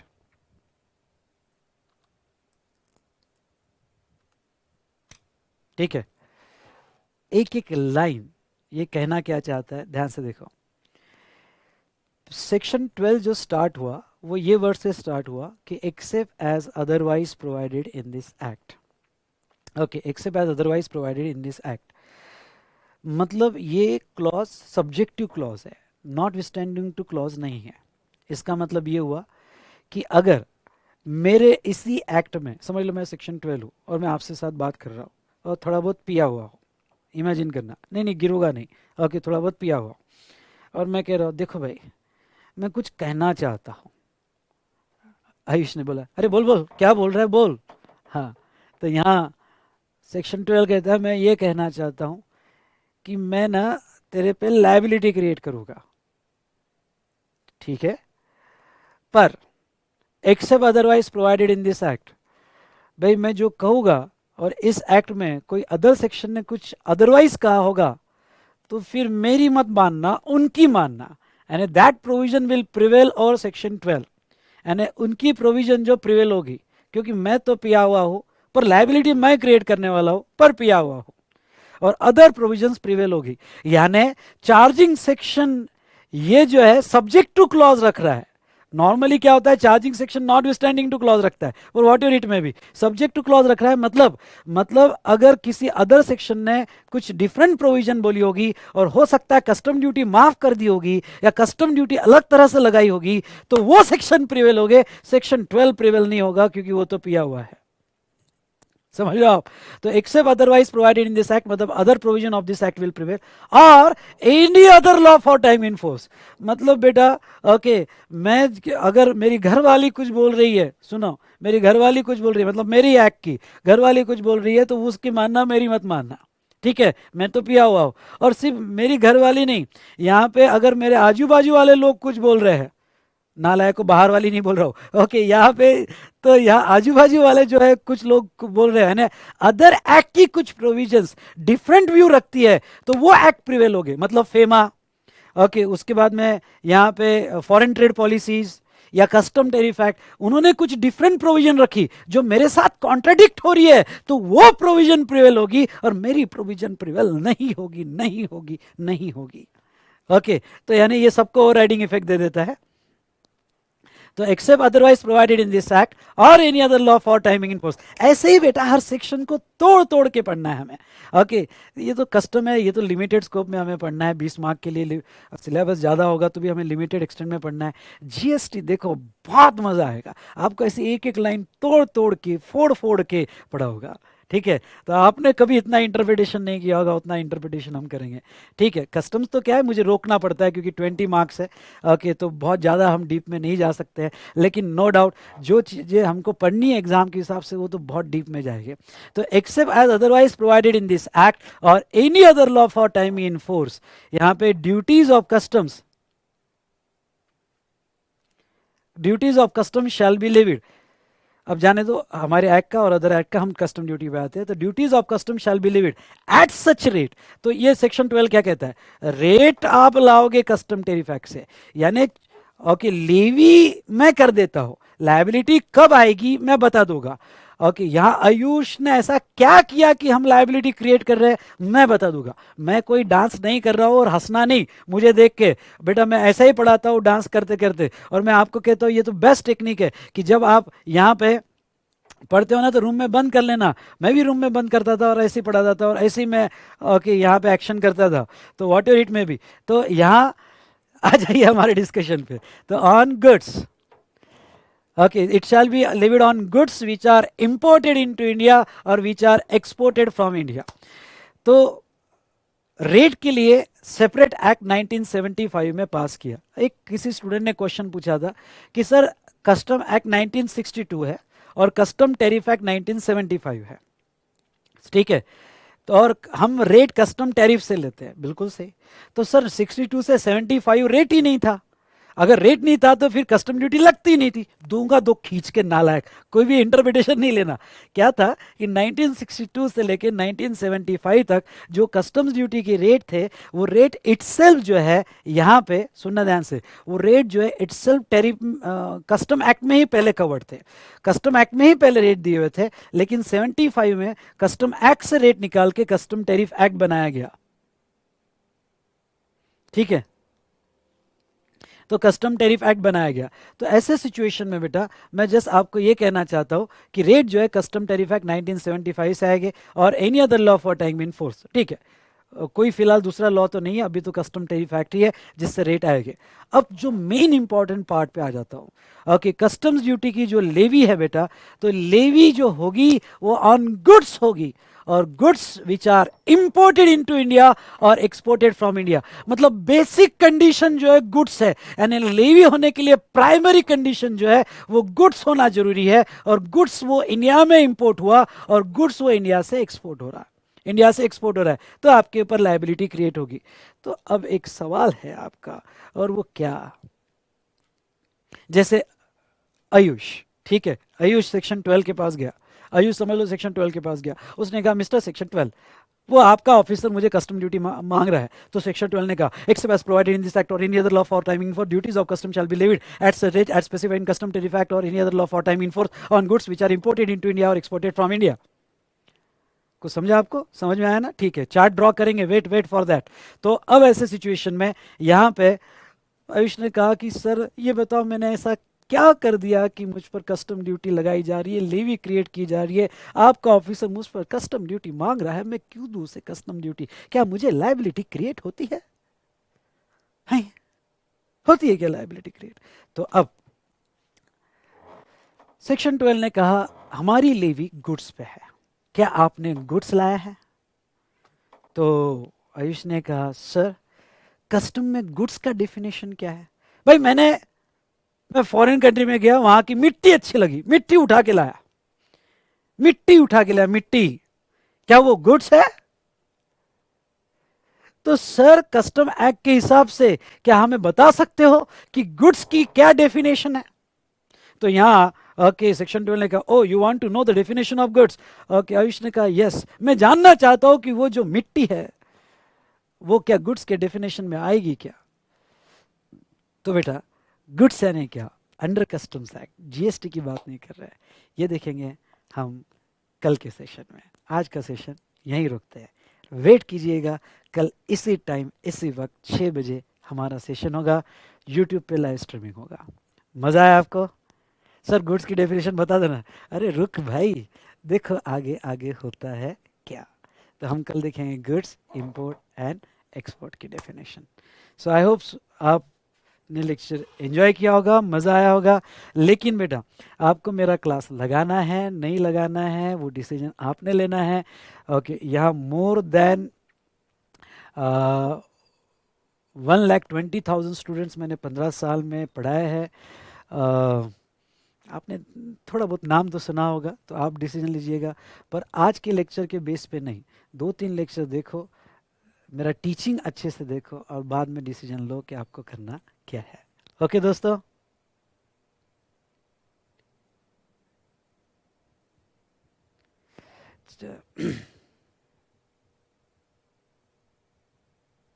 नहीं नहीं नहीं, chart का photo मत लो, मैं आपको chart draw करके दूंगा।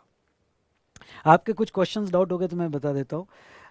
नोट्स बेटा कल से डिस्पैच होगी, 3-4 दिन में मिल जाएगी। अभी मैं लेक्चर रिकॉर्ड होने के बाद यहाँ पे नीचे डिस्क्रिप्शन में लिंक डालूंगा, वो लिंक पे पीडीएफ कॉपी पहले 2 चैप्टर्स की आपको मिल जाएगी। नहीं कस्टम सिर्फ गुड्स पे आता है, सर्विस पे नहीं आता है, हम आगे बात करेंगे। निश्चल सर नाइस डांस। बेटा मैं पढ़ाता ही ऐसा हूँ, तो डांस के साथ एंटरटेनमेंट भी आपका हो जाता है, और ठीक है। चलिए दोस्तों, कल मिलते हैं शार्प 6 o'clock। सभी बंधनों को तोड़ के आपको आना है और ये आपको लेक्चर अटेंड करना है। पहले 2-3 लेक्चर्स आप देखो, फिर आपको अगर अच्छा लगा तो जरूर आप हम ऑनलाइन बाय कर सकते हो। ठीक है बेटा, चलिए।